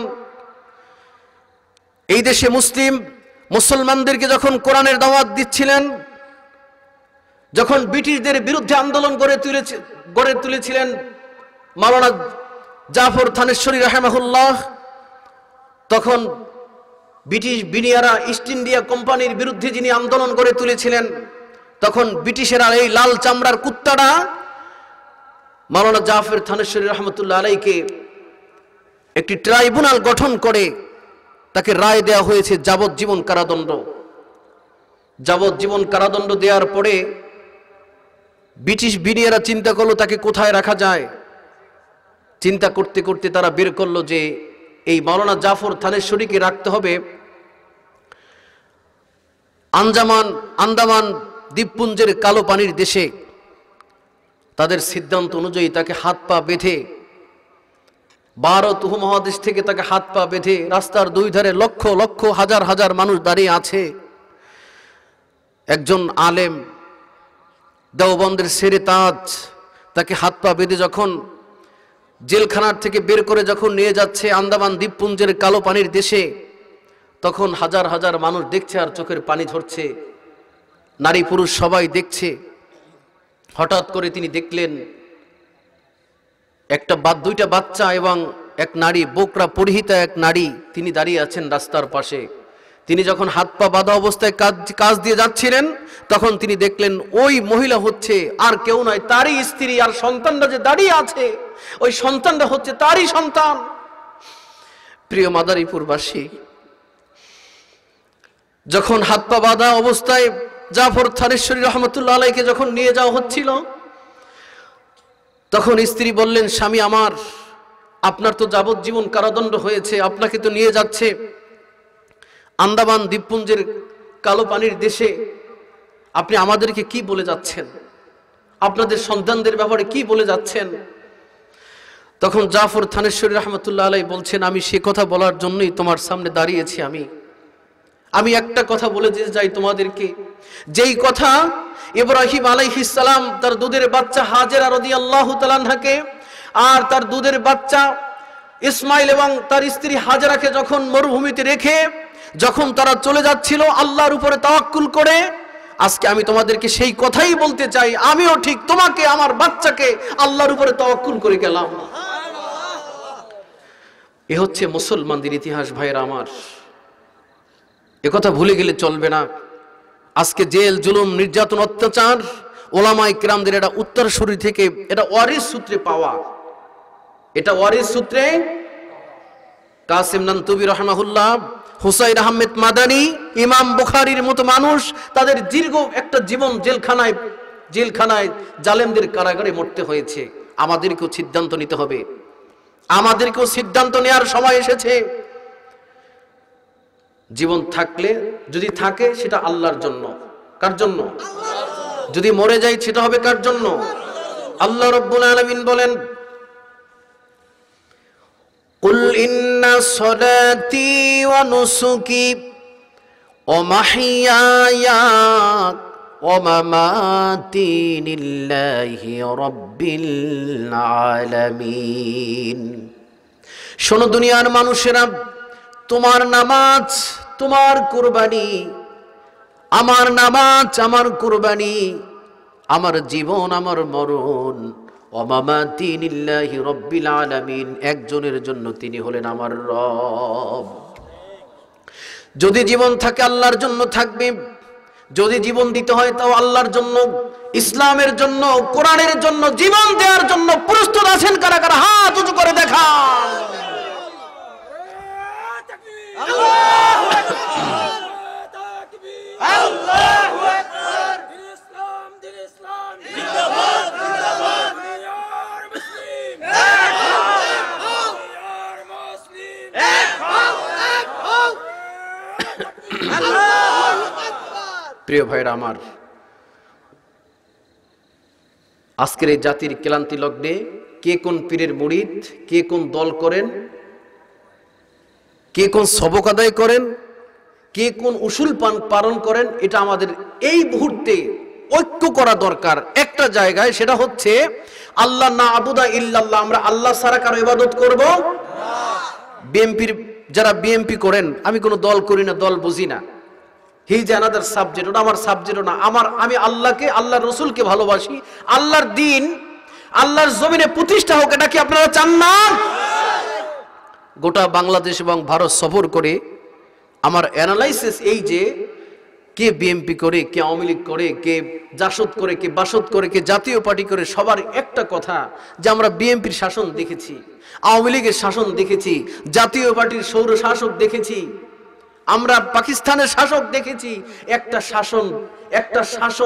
একটা শাসন দেখার বাকি, সেটা হলো আল্লাহর কোরআন দিয়ে আল্লাহর জমিন প্রতিষ্ঠা হোক, এটা আমাদের দেখার বাকি। ঠিক কিনা বলে? আমরা তো আওয়ামী লীগের শাসন দেখছি, বিএনপি শাসন দেখছি, 90-এর স্বৈর শাসকের সাথে শাসক দেখেছি আমরা, কিন্তু একটা জিনিস দেখার বাকি, সবার মনেই আফসোস, হুজুর আওয়ামী লীগের বড় লিডারকে, হুজুর আল্লাহর কোরআন দিয়ে যদি জমিনটা চলতো কেমন চলে একটু দেখতে পারতাম। আল্লাহু আকবার বলেন। এখন কেমন চলবে এই ব্যাপারে আল্লাহ রাব্বুল আলামিন বলেন, ওয়ালাউ আন্না আহলাল কুরা আমানু ওয়াত্তাকাউ লাফাতাহনা আলাইহিম বারাকাতিম মিনাস সামাই ওয়াল আরদ। শোনো শোনো দুনিয়ার মানুষ, ওয়ালাউ আন্না আহলাল কুরা, পৃথিবীর অধিবাসীরা, জমিনের অধিবাসীরা যদি কোরআনের অধিবাসী হয়ে যায়, আমানু এবং ঈমান আনে, ওয়াত্তাকু এবং ভয়ের নীতি অবলম্বন করে, আমাকে যদি ডরাইয়া চলে, আমাকে যদি ভয় করে চলে, লাফাতাহানা, আল্লাহ রাব্বুল আলামিন লামে তাকিদ দিয়ে বলছেন, আলাইহিম বারাকাত, আমি আল্লাহ রাব্বুল আলামিন তোমাদের সাথে ওয়াদা করলাম। আল্লাহ রাব্বুল আলামিন বলছেন, আমি তোমাদের সাথে ওয়াদা করলাম, যদি এই জমিনটা কোরআন দিয়ে পরিচালনা হয়, দুর্নীতি মুক্ত যদি একটা সমাজ গড়তে হয়, দুর্নীতির বিরুদ্ধে আন্দোলন হয়েছে, দুর্নীতি বন্ধ হয়েছে? দেখা যায় যিনি দুর্নীতি দমন করবেন, বাংলাদেশে একটি সংস্থা আছে দুর্নীতি দমন কমিশন। এই দুর্নীতি দমন কমিশনারের চেয়ারম্যানের বাড়ি র্যাব এবং স্পেশাল ফোর্স দিয়ে বুড়িগঙ্গার তীর থেকে 8 তলা বাড়ি ক্রেন দিয়ে ভেঙে চুরমার করতে হয়, অর্থাৎ সেই নদী দখল করে দুর্নীতি করে 7 তলা বাড়ি বানাইছে। অর্থাৎ যারে দিয়ে বুঝ চালাইবেন তারে পাইছে। না বুঝলে আমি কেমনে কইতাম। সুতরাং যাকে দিয়ে ভূত ছাড়াবেন তাকে পাইছে ভূতে। গ্রাম দেশে একটা কথা আছে, ফসল লাগাইছেন, পেঁয়াজ রসুন আদা লাগাইছেন, লাগানোর পরে বেড়া দিয়েছেন। বেড়া বলে না আপনাদের এই অঞ্চলে?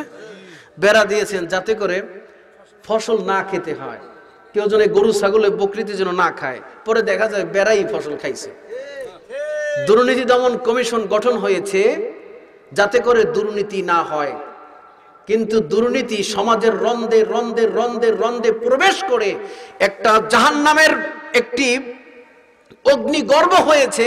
অর্থাৎ শুধুমাত্র আল্লাহর ভূমিকম্প আযাব দিয়ে এই সমাজকে, এই দেশকে ডুবিয়ে দেওয়া বাকি। শুধুমাত্র ডুবান না এই জন্য যে আল্লাহ গফুর, আল্লাহ গাফফার, এই জন্য ডুবান না, নয়তো আমরা এত পাপ করি যে এই সমাজে, এই দেশে, এই রাষ্ট্রে বসবাস করার অনুপযুক্ত হয়ে গেছে। ঠিক কিনা বলেন? প্রিয় ভাইরা আমার, আল্লাহ বলছেন লাফাতাহনা আলাইহিম, আমি লামে তাকিদ দিয়ে বলছি, যদি তোমরা আমার হুকুম মানো, কোরআনের অধিবাসী হও, তাহলে আমি এই সমাজকে আলাইহিম বারাকাতিম মিনাস সামাই ওয়াল আরদ, আমি আসমান থেকে রহমতের বারিধারা বর্ষণ করব এবং জমিনের সব রহমতের দরজাগুলো তোমাদের জন্য খুলে দেব। সুবহানাল্লাহ বলেন। তাহলে আমরা বুঝতে পারছি ঐক্য হওয়া দরকার। ঐক্যের মানদণ্ড কি? আল্লাহ না'বুদা ইল্লাল্লাহ, এক আল্লাহ ছাড়া কারো ইবাদত। ইবাদতের মানদণ্ড বানাইছে টুপি।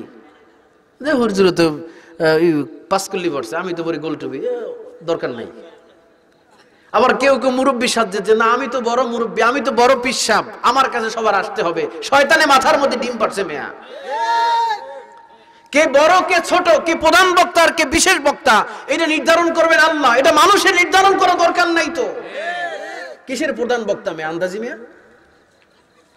কে প্রধান কে বিশেষ হতে পারে। আমার মাগরিবের পরে যিনি কথা বলছেন উনি আল্লাহর কাছে আমার চাইতে বেশি প্রিয় হতে পারে। খানকায় বসে, দরগায় বসে, দুর্গায় বসে, দরবারে বসে পেট চুলকাই, পেট একদিকে আর আমি একদিকে, পেট চুলকাই বসে বসে। আর ইসলাম নামক সূর্য সন্তানকে মুসলিম বিদ্বেষী, ইহুদি খ্রিস্টান নাস্তিক সব ঐক্যজোট হয়েছে শুধুমাত্র আমাদের অনৈক্যের কারণে। ঐক্যজোট হয়েছে, ঐক্যবদ্ধ হয়েছে মুসলমানদেরকে শেষ করে দেওয়ার জন্য। আর আমরা ঠিক সেই মুহূর্তে আমরা এখনো দ্বন্দ্ব করি, এখনো কোরআন খুঁজি, বউ তালাকের মাসালা খোঁজ করছি যে কোন জায়গায় কি বললে তালাক হোক বা না হোক। এই মাসালা কোরআন করছি, ফার্স্ট ক্লাস খোঁজ করি, মাসালা তালাশ করি বউ তালাকের। টুপি কোনটা পরমু, কোন রুমাল পরমু, এইটা নিয়ে ভাগাভাগি করছি। শুনুন, রাসূল করিম সাল্লাল্লাহু আলাইহি ওয়াসাল্লাম কিতাবুল মাগাজি তার জীবনেতে 80টির মতো যুদ্ধ করেছেন, জিহাদ করেছেন। 29টা যুদ্ধের সেনাপতি ছিলেন মুহাম্মদুর রাসূলুল্লাহ। একটা যুদ্ধ, একটা জিহাদ, পাগড়ি নিয়ে, দাড়ি নিয়ে, টুপি নিয়ে, মেসওয়াক নিয়ে, মিষ্টি খাবার নিয়ে হয়নি। হয়েছে এই জন্য যে এই জমিনটা কার? বলুন, এই জমিনটা কার? এই জমিনটা আল্লাহর হুকুমে চলবে না আবু জাহেলের কথায় চলবে? এই জমিনটা ইব্রাহিমের কথায় চলবে নাকি নমরুদের কথায় চলবে? এই জমিনটা মুসার কথায় চলবে নাকি ফেরাউনের কথায় চলবে? এইটা নিয়ে দ্বন্দ্ব হয়েছে নবীদের সাথে, বাতিল শক্তির সাথে। আজও ঠিক তেমনি বাতিল শক্তির সাথে একটা নিয়ে দ্বন্দ্ব। এই জমিনটা আল্লাহর। লোকেরা বলছে জমিন আমাদের, লোকেরা বলছে জমিন আমার বাপ দাদাদের। এই জমিন হচ্ছে আল্লাহর। আল্লাহর হুকুমত নাই বলে আমাদের উপরে আযাব। ঠিক কিনা বলেন? জেলাফি ভাগ নিয়ে, মিষ্টি নিয়ে, এক প্লেটে খাওয়ার ভাগাভাগি নিয়ে মারামারি হয় নাই মিয়া সাহেব। মারামারি হয়েছে একটা বিষয় নিয়ে, যুদ্ধ হয়েছে কাফেরদের সাথে। রাসূল করিম সাল্লাল্লাহু আলাইহি ওয়াসাল্লাম দানদানকে শহীদ করেছেন একটা বিষয়কে সামনে রেখে, সেটি হচ্ছে এই জমিনটা কার? এখানে কার হুকুম চলবে এই নিয়ে দ্বন্দ্ব হয়েছে নাকি ওলামায়ে কেরামগণ আর কোনো দ্বন্দ্ব ছিল?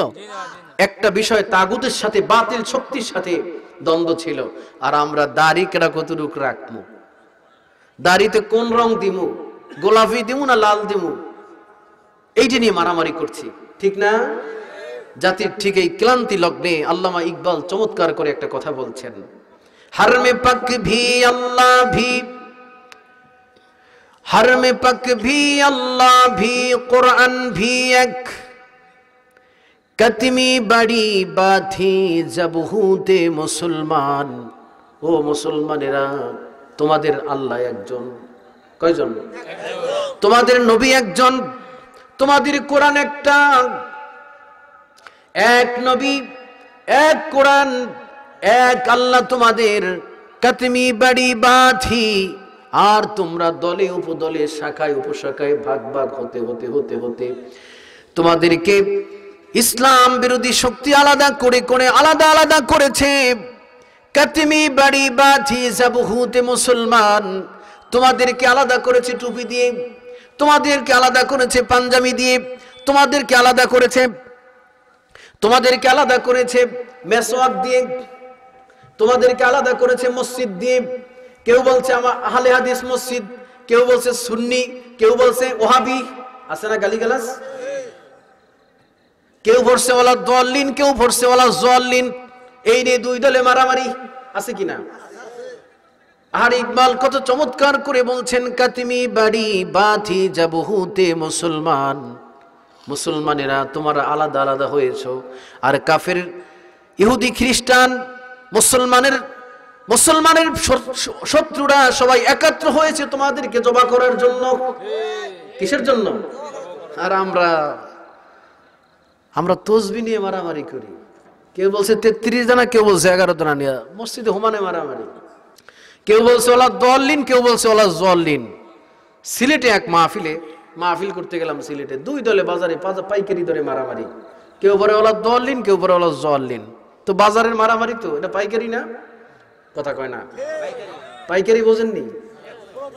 হ্যাঁ, গণধোলাই, রাইট, এই যে বুঝতে পারছেন। হোমানে মারামারি, তো এক দল আর এক দলের একজনের বাঁশ দিয়ে মারিয়ে চাপিয়ে ধরছে, বলতি কোন দলে, ওলা দলিন ওলা জলিন। কয় ভাই মাপ চাইবি, নামাজি পড়ি না, আছে কি না? সুতরাং এখন নালে মায়ের আরো খাওয়া লাগবে। যে মায়ের খাইছেন তাতে হয় নাই, যে মায়ের খাইছেন, শুনুন, যে মার এ পর্যন্ত খেয়েছেন তাতে হয় নাই, আরো মায়ের খাইবেন। এজন্য পিঠ প্রস্তুতি নেন। যদি ঐক্যবদ্ধ না হন, যদি এই নিয়ে চলাচলি করেন, প্রত্যেক নবীকে আল্লাহ রাব্বুল আলামিন পাঠিয়েছেন, প্রত্যেক নবীর ধর্ম ছিল ইসলাম। প্রত্যেক নবীর ধর্ম কি? ইসলাম। আল্লাহ রাব্বুল আলামিন বলেন, মিল্লাত আবিকুম ইব্রাহিম হুয়া সাম্মাকুমুল মুসলিমিন। শোনো শোনো পৃথিবীর মানুষেরা, তোমাদের জাতির পিতাকে আমি ইব্রাহিম আলাইহিস সালামকে নির্ধারণ করে দিলাম, এবং ইব্রাহিম ছিল ইসলাম ধর্মের অধিকারী। তাহলে এর দ্বারা বোঝা যায় আমাদের আদি পিতা আদম আলাইহিস সালাম, জাতির পিতা ইব্রাহিম আলাইহিস সালাম, তার ধর্ম ছিল কি? ইসলাম। এরপরে আল্লাহ রাব্বুল আলামিন বলেন, ওয়া উমিরতু আন আকুনা মিনাল মুসলিমিন। নূহ আলাইহিস সালাম বললেন, আমি মুসলমানদের অন্তর্ভুক্ত হওয়ার জন্য আদিষ্ট হয়েছি। এর দ্বারা প্রমাণিত হয় নূহ আলাইহিস সালাম ছিলেন মুসলমান এবং তার ধর্ম ছিল ইসলাম। ধর্ম কি? আপনার ধর্ম কি? ইসলাম। ঠিক আছে তো? এরপরে ইব্রাহিম আলাইহিস সালাম জাতির পিতা। জাতির কে? জাতির পিতা কে? ইব্রাহিম আলাইহিস সালাম। তিনি বলছেন, মা কানা ইব্রাহিম ইয়াহুদিয়াও ওয়ালা নাসরানিয়াও ওয়ালাকিন কানা হানিফাম মুসলিমা ওয়া মা কানা মিনাল মুশরিকিন। ইব্রাহিম আলাইহিস সালাম বললেন, আমি ইহুদি না, আমি নাসারা না, আমি ইহুদিও নই, আমি নাসারাও নই। ইব্রাহিম আলাইহিস সালাম ইহুদি ছিলেন না, নাসারা ছিলেন না, বরং তিনি ছিলেন একজন একনিষ্ঠ মুসলমান, আর তিনি ছিলেন একজন মুসলিম, তিনি মুশরিকদের অন্তর্ভুক্ত ছিলেন না। এরপরে আল্লাহ রাব্বুল আলামিন বললেন, ইব্রাহিম আলাইহিস সালাম এবং ইসমাঈল আলাইহিস সালাম তারা আবার দোয়া করলেন, রব্বানা ওয়াজআলনা মুসলিমাইনি লাকা ওয়া মিন যুররিয়াতিনা উম্মাতাম মুসলিমাতাল লাক ওয়া আরিনা মানাসিকানা ওয়া তুব আলাইনা ইন্নাকা আনতাত তাওয়াবুর রহিম। ইব্রাহিম আলাইহিস সালাম বললেন, হে আমাদের রব, আমাদের উভয়কে তুই মুসলমান বানিয়ে দিন এবং আমাদের বংশধরের মধ্য হতে আপনার অনুগত একদল লোক সৃষ্টি করে দেন, আর আমাদের ইবাদতের জন্য আপনি আহ্বান করে দিলেন, আমাদের আহকাম বলে দিন এবং আমাদের প্রতি ক্ষমাশীল হন, নিশ্চয়ই আপনি ক্ষমাশীল ও করুণাময়। আল্লাহ রাব্বুল আলামিন তাহলে এর আয়াত দ্বারা বোঝা যায় ইব্রাহিম আলাইহিস সালাম এবং ইসমাঈল আলাইহিস সালাম তারাও দোয়া করেছিলেন যেন আমাদের পরবর্তী আমরা তার সন্তানরা যেন মুসলমান হয়ে যায়, ইসলাম গ্রহণ করি। তাহলে আমাদের ধর্ম হচ্ছে কি? এরপরে আল্লাহ রাব্বুল আলামিন বললেন, হযরত লূত আলাইহিস সালাম, হযরত মূসা আলাইহিস সালাম, হযরত সুলাইমান আলাইহিস সালাম, প্রত্যেক নবীর দিন ছিল, ধর্ম ছিল ইসলাম, আর প্রত্যেক নবী ছিল মুসলিম, প্রত্যেক নবী ছিল মুসলিম। ঈসা আলাইহিস সালাম তিনি বললেন, ওয়াশহাদু বিআন্নানা মুসলিমিন, তোমরা সাক্ষী থাকো আমিও মুসলিম, আমিও মুসলমান। সুবহানাল্লাহ বলুন। তাহলে প্রত্যেক নবীর ধর্ম হচ্ছে সর্বশেষ 63 বছর হীন হায়াতে নবীদের নবী আখিরি নবী মুহাম্মদুর রাসূলুল্লাহ সাল্লাল্লাহু আলাইহি ওয়াসাল্লাম মক্কা নগরীতে এসে তিনি বললেন, ওই দিনটা ছিল বিদায় হজের দিন, সময়টা ছিল আসরের নামাজের পর। কখন? আসরের নামাজের পর। আল্লাহর নবী একটি উট কিংবা একটি ঘোড়ার পিঠে বসা। এমন সময় জিবরাইল আমিন এসে বলছেন, আল-ইয়াউমা আকমালতু লাকুম দীনাকুম ওয়া আতমামতু আলাইকুম নি'মাতি ওয়া রাদিতু লাকুমুল ইসলাম দীনা। শোনো শোনো পৃথিবীর মানুষ, আজ আমি ইসলামকে পূর্ণতা দান করলাম, আমার নিয়ামতকে পরিপূর্ণ করে দিলাম, আমি ইসলামকে মনোনীত করে খুশি হয়ে গেলাম। আল্লাহ রাব্বুল আলামিন, আল্লাহর কাছে গ্রহণযোগ্য দিন হচ্ছে ইসলাম। গ্রহণযোগ্য দিন কি? আল্লাহ রাব্বুল আলামিন বলেন, ইন্নাদ-দীনা ইনদাল্লাহিল ইসলাম, আমার কাছে একমাত্র মনোনীত দিন, মনোনীত ধর্মের নাম হচ্ছে ইসলাম। কি? আল্লাহ রাব্বুল আলামিন বলছেন, তোমার জীবন বিধান হিসাবে তোমার কাছে আমি ইসলামকে পেশ করেছি মুহাম্মদুর রাসূলুল্লাহর মাধ্যমে।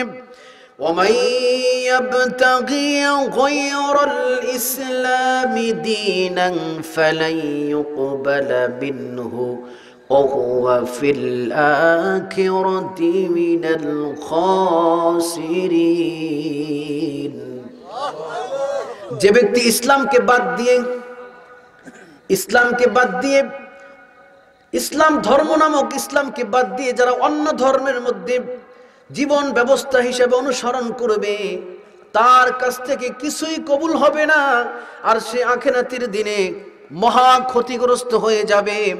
যারা ইসলামকে বাদ দিয়ে অন্যের কাছে, অন্য ধর্মের কাছে যাইবে সুখ শান্তি পাওয়ার জন্য, আল্লাহ রাব্বুল আলামিন বলছেন মিনাল খাসিরিন, তারা কিয়ামতের মাঠে বড়ই ক্ষতিগ্রস্ত হয়ে যাবে। এরপরে আল্লাহ রাব্বুল আলামিন বলেন, সব পৃথিবীতে যতগুলো ধর্ম মানুষের বানানো আছে, মানুষ ধর্ম বানাবে, মানুষ যে যার মতো করে খেয়াল খুশি মতো ধর্ম পালন করবে। এই জন্য আল্লাহ রাব্বুল আলামিন বলেন, হুয়াল্লাযী আরসালা রাসূলাহু বিল হুদা ওয়া দীনিল হক লিইয়ুযহিরাহু আলাদ-দীনি কুল্লিহি ওয়ালাউ কারিহাল মুশরিকুন। তিনিও সেই সত্তা যিনি তার নবী রসুলকে, যত নবী পৃথিবীতে এসেছেন এবং মুহাম্মদুর রাসূলুল্লাহকে বলছেন, আমি সব নবীর উপরে হেদায়েত ও সত্য দিন সহ পাঠিয়েছি এবং তাদের প্রত্যেকের দিন ছিল ইসলাম, ধর্মের নাম ছিল ইসলাম।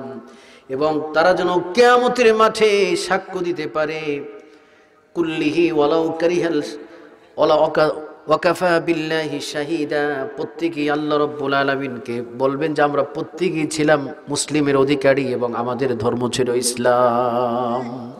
ইসলাম পালন করতে গিয়ে, ইসলাম মানতে গিয়ে বাধা আসবে, আসবে না? মাহফিল হতে দেবে না, মসজিদে নামাজ পড়তে দেবে না, ঘরে ঘুমাতে দেবে না, ঘর বাড়ি সারা হওয়া লাগতে পারে, জমি জমা বিক্রি করে আপনার অন্যদিকে বাড়ি করা লাগতে পারে। সাহাবায়ে কেরাম রাদিয়াল্লাহু তাআলা আনহু আজমাইন, তারা তো এই কাজ করে আল্লাহর প্রিয় হয়েছেন, তারা ইসলামকে মেনেছেন। জীবন থাকে থাকুক, যায় যাক, কিন্তু ইসলাম থেকে এক চুল পরিমাণ সরে যাওয়া যাবে না। আল্লাহ রাব্বুল আলামিন বলেন, ইন্নাল্লাযীনা ক্বালু রাব্বুনাল্লাহ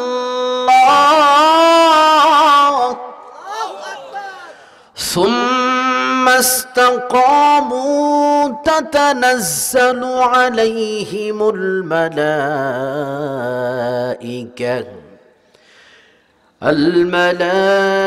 الملائكة ولا تخافوا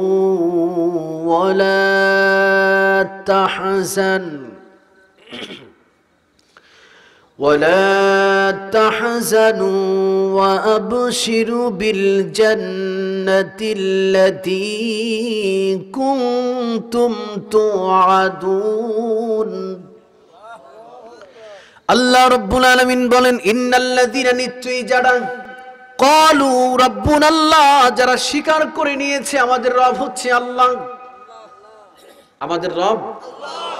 এই আয়াত তখন নাজিল হয়েছে যখন আবু জাহেল, উতবা, সাইবা, মুগীরা, তাদের দোসররা, তাদের উত্তরসূরিরা, তাদের 14 গোষ্ঠীর সঙ্গপাঙ্গরা যখন এই লোকদেরকে খোঁজ করছে, কারা বলে আমাদের রব হচ্ছে আল্লাহ, কারা বলছে আমাদের রব হচ্ছে আল্লাহ, কারা দেবদেবীর পূজা করে না, কারা মূর্তির সামনে মাথা নত করে না, যখন এই লোকগুলোকে খোঁজা হচ্ছিল, তখন এই আয়াত নাজিল হয়েছে, ক্বালু রাব্বুনাল্লাহ, আমাদের রব হচ্ছে আল্লাহ। রবকে সুম্মা ইসতাকামু, এবং এই কথার উপরে ইস্তেকামত থাকছে, দৃঢ় থাকছে, মজবুত থাকছে। মজবুত থাকতে গিয়ে সাহাবায়ে কেরাম, সুমাইয়া আরাদ, খাব্বাব, খুবাইব, বেলাল আরাদ, তাদের কলিজা ছিঁড়ে নেওয়া হয়েছিল। তাদেরকে চলন্ত ঘোড়ার সাথে তাদের পাগুলো বেঁধে জমিনে ছেড়ে দেওয়া হয়েছিল।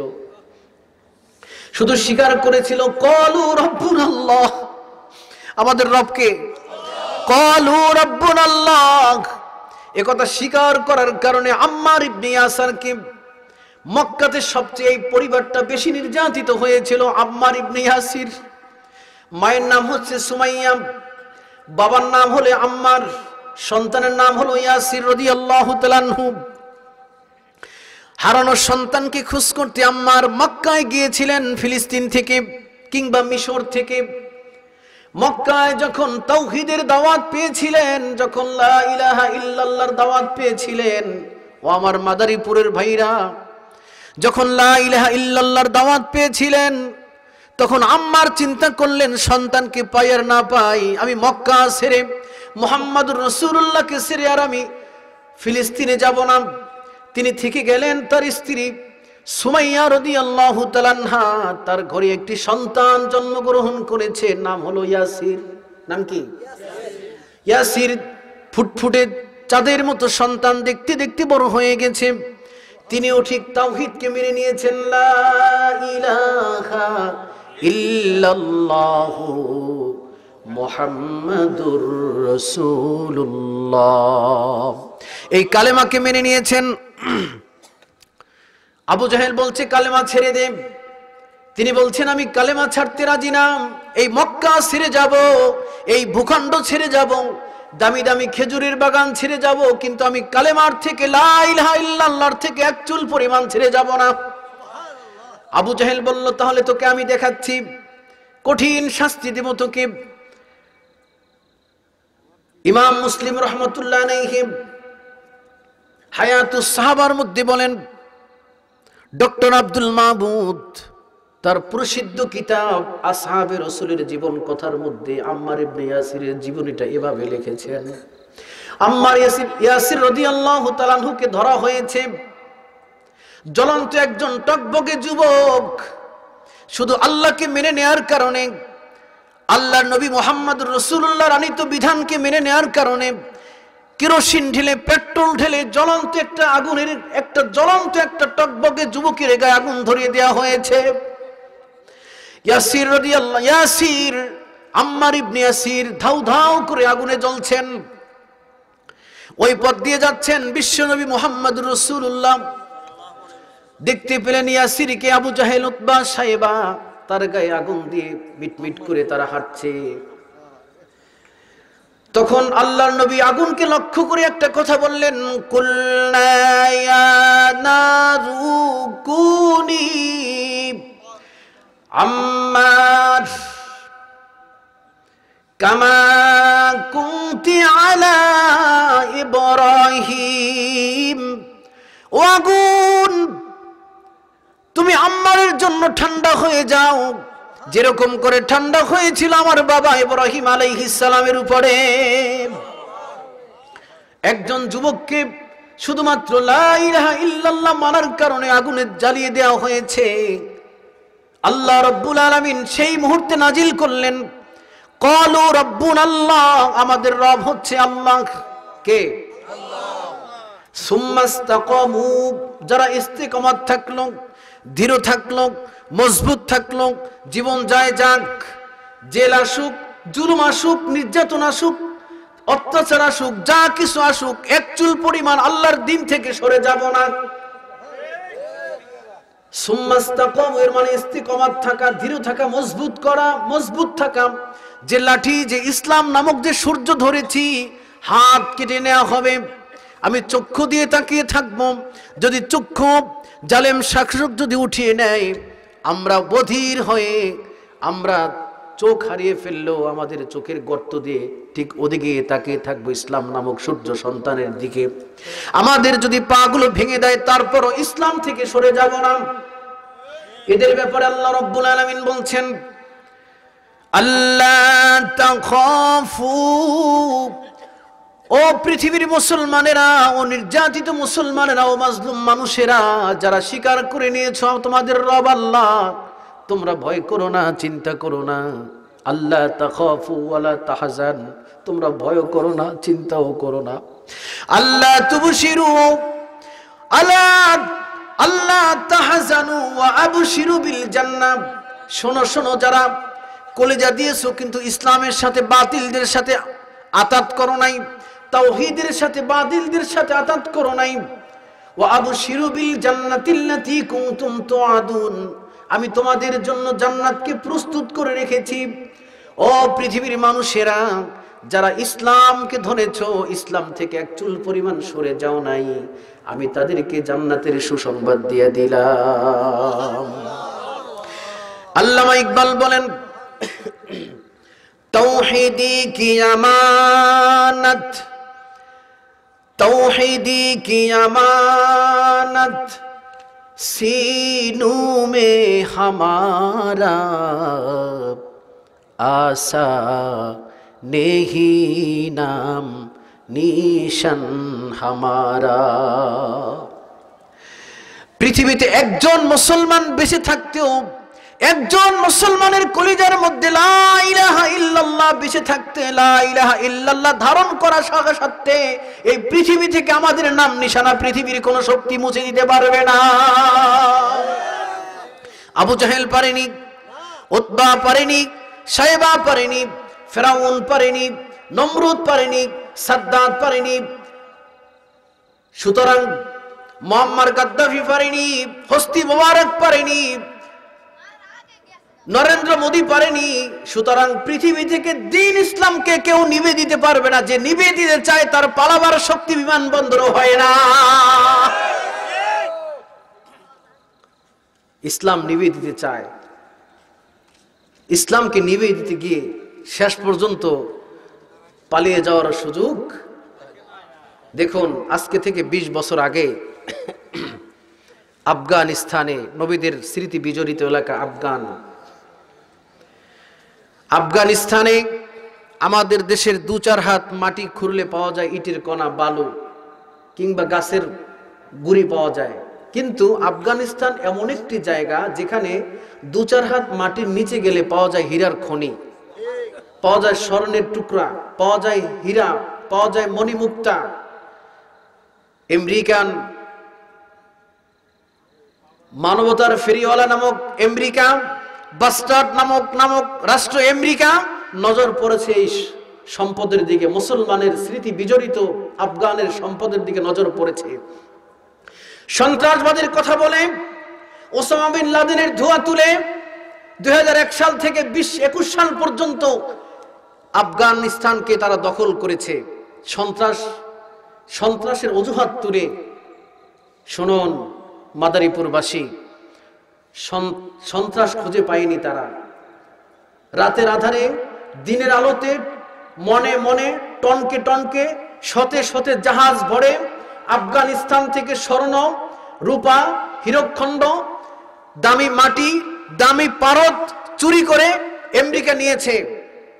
যখন নীতি নীতি তাদের গোলা বারুদ, নীতি নীতি যখন তাদের একটা টার্গেটে পৌঁছে, তখন তারা ওখান থেকে, যখন 20 বছরের মাথায় 10ই মুহররমে আল্লাহ তাআলা যেই 20 বছর আগে যেই সমস্ত মাজলুম মানুষদেরকে সন্ত্রাসের কথা বলে, অপরাধের গায়ে ধোঁয়া তুলে যাদেরকে গ্রেফতার করা হয়েছিল, যাদের হাতে পায়ে রশি বেঁধে টেনে হিস্ট্রি রাজপথ দিয়ে নিয়ে যাওয়া হয়েছিল, সেই মোল্লা ওমরদের উত্তরসূরিদের হাতেই আল্লাহ তাআলা 20 বছরের মাথায় ক্ষমতা তুলে দিয়েছেন।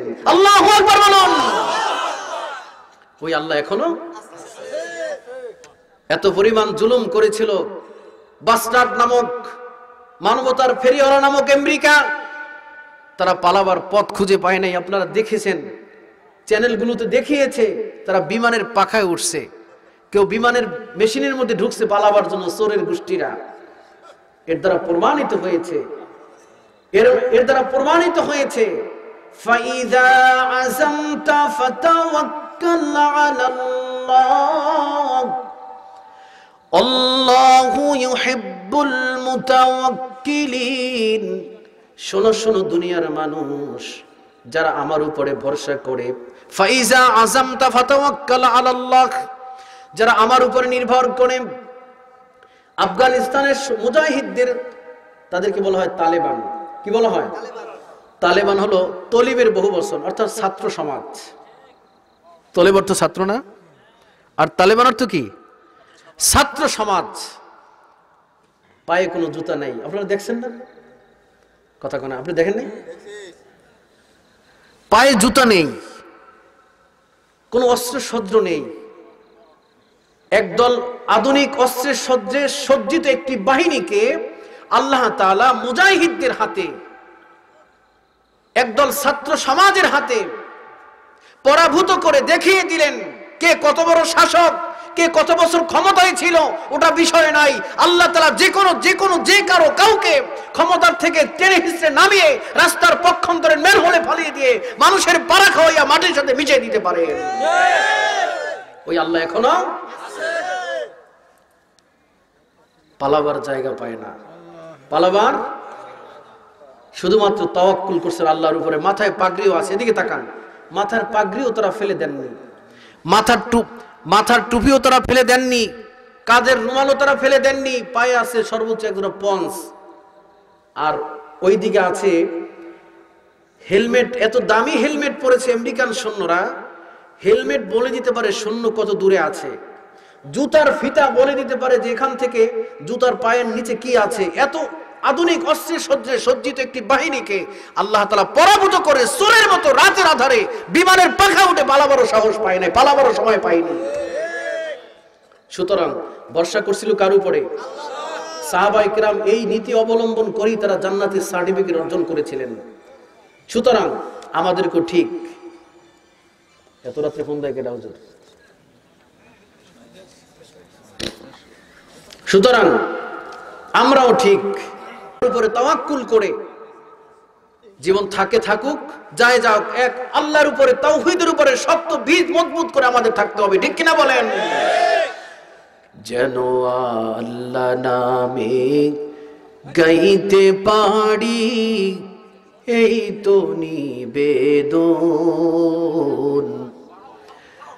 আমায় তুমি কবুল করো আল্লাহ চিরন্তন। আমার প্রাণের শক্তিটুকু মনের সকল ভক্তিটুকু তোমার জন্যে করতে পারি, দিও অটল মন। বলেন আমার সাথে, যেন আল্লাহ নামে গাইতে পারি এই তো নিবেদন, আমায় তুমি কবুল করো আল্লাহ চিরন্তন। তোমার পথে দাঁড়িয়ে থাকি, টিকে থাকার স্বপ্ন রাখি, ঠিক কিনা বলেন? তোমার পথে দাঁড়িয়ে থাকি, টিকে থাকার স্বপ্ন রাখি, যেন তোমার ভালোবাসায় দিও আকর্ষণ, যেন আল্লাহ নামে গাইতে পারি এই তো নিবেদন, আমায় তুমি কবুল করো আল্লাহ চিরন্তন। সাহস দিও দাঁড়িয়ে থাকার, ঈমান আমল বাঁচিয়ে রাখার, সাহস দিও দাঁড়িয়ে থাকার। ঝড় তুফান যতই আসুক না কেন, তারপরও আল্লাহর দ্বীনের জন্য একা দাঁড়িয়ে থাকতে হবে, কেউ ময়দানে নেই, আমাকে একাই আল্লাহর দ্বীনের জন্য ঝাঁপিয়ে পড়তে হবে, ঠিক কিনা বলুন? আল্লাহ আমাদের সকলকে আল্লাহর দ্বীনের জন্য, যে নবী রাসূলগণ লক্ষাধিক নবী রাসূল শুধুমাত্র আল্লাহর দ্বীনের জন্য, দ্বীনের দিকে মানুষকে আহ্বান করেছেন, দ্বীনকে বাস্তবায়ন করার জন্য আহ্বান করেছিলেন, আমরাও ঠিক আজকের এই স্বল্প পরিসরে মাওলানা আল আমিন একজন উদীয়মান তরুণ আলেম, অনেক স্বপ্ন নিয়ে এই মাহফিলের আয়োজন করেছে। উপস্থিতি কম হলেও মাহফিলটা শেষ পর্যন্ত সার্থক হয়েছে, আমরা বলি আলহামদুলিল্লাহ। আলামিন, মাওলানা আলামিনকে দোয়া করবেন আল্লাহ যেন যুগের শ্রেষ্ঠ একজন রাহবার বানিয়ে দেন, আমিন। সম্মানিত ভাইয়েরা আমার, সম্মানিত ভাইয়েরা আমার, মায়েদের জন্য গভীর রাত হয়েছে, আমি আর কথা না বাড়িয়ে আমি মোনাজাতের দিকে এগিয়ে যাচ্ছি। আমরা সবাই আল্লাহর দ্বীনের জন্য নিজেকে প্রস্তুতি নিতে হবে। কে কোন দল করেন বুঝি না, এখানে আওয়ামী লীগ আছেন, বিএনপি আছেন, জামাত থাকতে পারেন, জাতীয় পার্টি আছেন, হন্নাদন্না আছেন, অর্থাৎ ওসব নামের দলের নাম জানি না আমি, সবাই থাকতে পারেন। একটা কথা, সবাই একটা বিষয় এক, যে এক আল্লাহর গোলামি করতে হবে, এক আল্লাহর। আর তাওহীদের স্লোগান হচ্ছে লা ইলাহা ইল্লাল্লাহ, লা ইলাহা ইল্লাল্লাহর স্লোগান লা ইলাহা ইল্লাল্লাহু মুহাম্মাদুর রাসূলুল্লাহ, অর্থাৎ আল্লাহ ছাড়া কোনো ইলাহা নাই। শুনুন, আল্লাহ ছাড়া কোনো মাবুদ নেই, আল্লাহ ছাড়া কোনো রিজিক দাতা নেই, আল্লাহ ছাড়া কোনো বিধান দাতা নেই, আল্লাহ ছাড়া পৃথিবীতে ইল্লাল্লাহ অর্থাৎ কেউ নেই আল্লাহ ছাড়া। কে ছাড়া? এই কালেমার ব্যাখ্যা লিখতে গিয়ে আমি সর্বোচ্চ 3 মিনিট সময় নিচ্ছি আপনাদের থেকে। এই কালেমার ব্যাখ্যা লিখতে গিয়ে 1968 সালে 10ই আগস্ট জামাল আবদিন নাসের, মিশরের জালেম শাসক সৈয়দ কুতুব রাহিমাহুল্লাহ আলাইকে তাকে ফাঁসির মঞ্চে নিয়ে গিয়েছিলেন। আল্লাহু আকবার বলবেন না? কি অপরাধে? আগে আপনারা বলছেন কিনা আগে দেখি, আপনাদেরকে একটু টেস্ট করি। ছোটবেলা আমি একটা ছাত্র জবানায় একটা পাখি বলতাম, পাখি। তো পাখি, ওই পাখি নিয়ে আমার সময় কাটে, ঘুঘু পাখি। অনেক সময় পারে না বাচ্চারা, তো পাখিরে ঠিক মতো আদার টাদার খাওয়াইয়া, ধান চাল খাওয়াইয়া আমি গেছি মাদ্রাসায়। তো মাদ্রাসা থেকে বিকাল 4টার সময় এসে দেখি পাখিটা ঝিমায়। তা আমি আর ওটা খেয়াল করি না, আমি করছি কি আবার নিয়মিত তাকে আমার রুটিন অনুযায়ী আবার তাকে ওই ধান খাওয়াইতে পড়ছি। মাদ্রাসা থেকে আসছেই আমি নিজে না খাইয়া পাখিরে খাওয়াইতে পড়ছি। তো পাখির মুখে যখন দিচ্ছি তখন দেখি যে পেটের মধ্যে আর খাবার যায় না। এই যে খাবার যে থলি থাকে না, খাবার এদিকে টুটলি, রাইট, টুটলি দিয়ে খাবার সব নামায় পড়তেছে। তো পরে মাকে জিজ্ঞেস করলাম, মা এই অবস্থা কেন? বাবা বিড়ালে টুটলি লইয়ে গেছে। ঠিক তেমনি যে আমি এই যে 2 ঘন্টা কথা বললাম, আপনাদের টোটলার মধ্যে কতটুক আছে না সবই বাইরে পড়ে গেছে, এটা দেখার জন্য টেস্ট করলাম। লা ইলাহা ইল্লাল্লাহ কিসের ব্যাখ্যা? লা ইলাহা ইল্লাল্লাহর ব্যাখ্যা লিখতে গিয়ে সৈয়দ কুতুবকে আলাদা ট্রাইব্যুনাল গঠন করে মিশরের জামাল আবদিন নাসের তাকে ফাঁসির মঞ্চে নিয়ে গেছে। ফাঁসির রায় হয়েছে। কি অপরাধে বলেন তো? ব্যাখ্যা লিখতে গিয়ে, রাইট, ব্যাখ্যা লিখতে গিয়ে ফাঁসির মঞ্চে গিয়েছে। যখন ফাঁসির মঞ্চে গেছে তখন জেল গেটের ইমাম, জেলখানার একজন সরকারি আলেম, তিনি আসছেন তাকে কালেমা পড়ানোর জন্য, অর্থাৎ লা ইলাহা ইল্লাল্লাহ পড়ানোর জন্য। আমি বোঝাতে পারছি? তখন সৈয়দ কুতুব বললেন যে,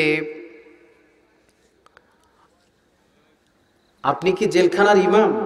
তিনি বলছেন যে আমি জেলখানার ইমাম।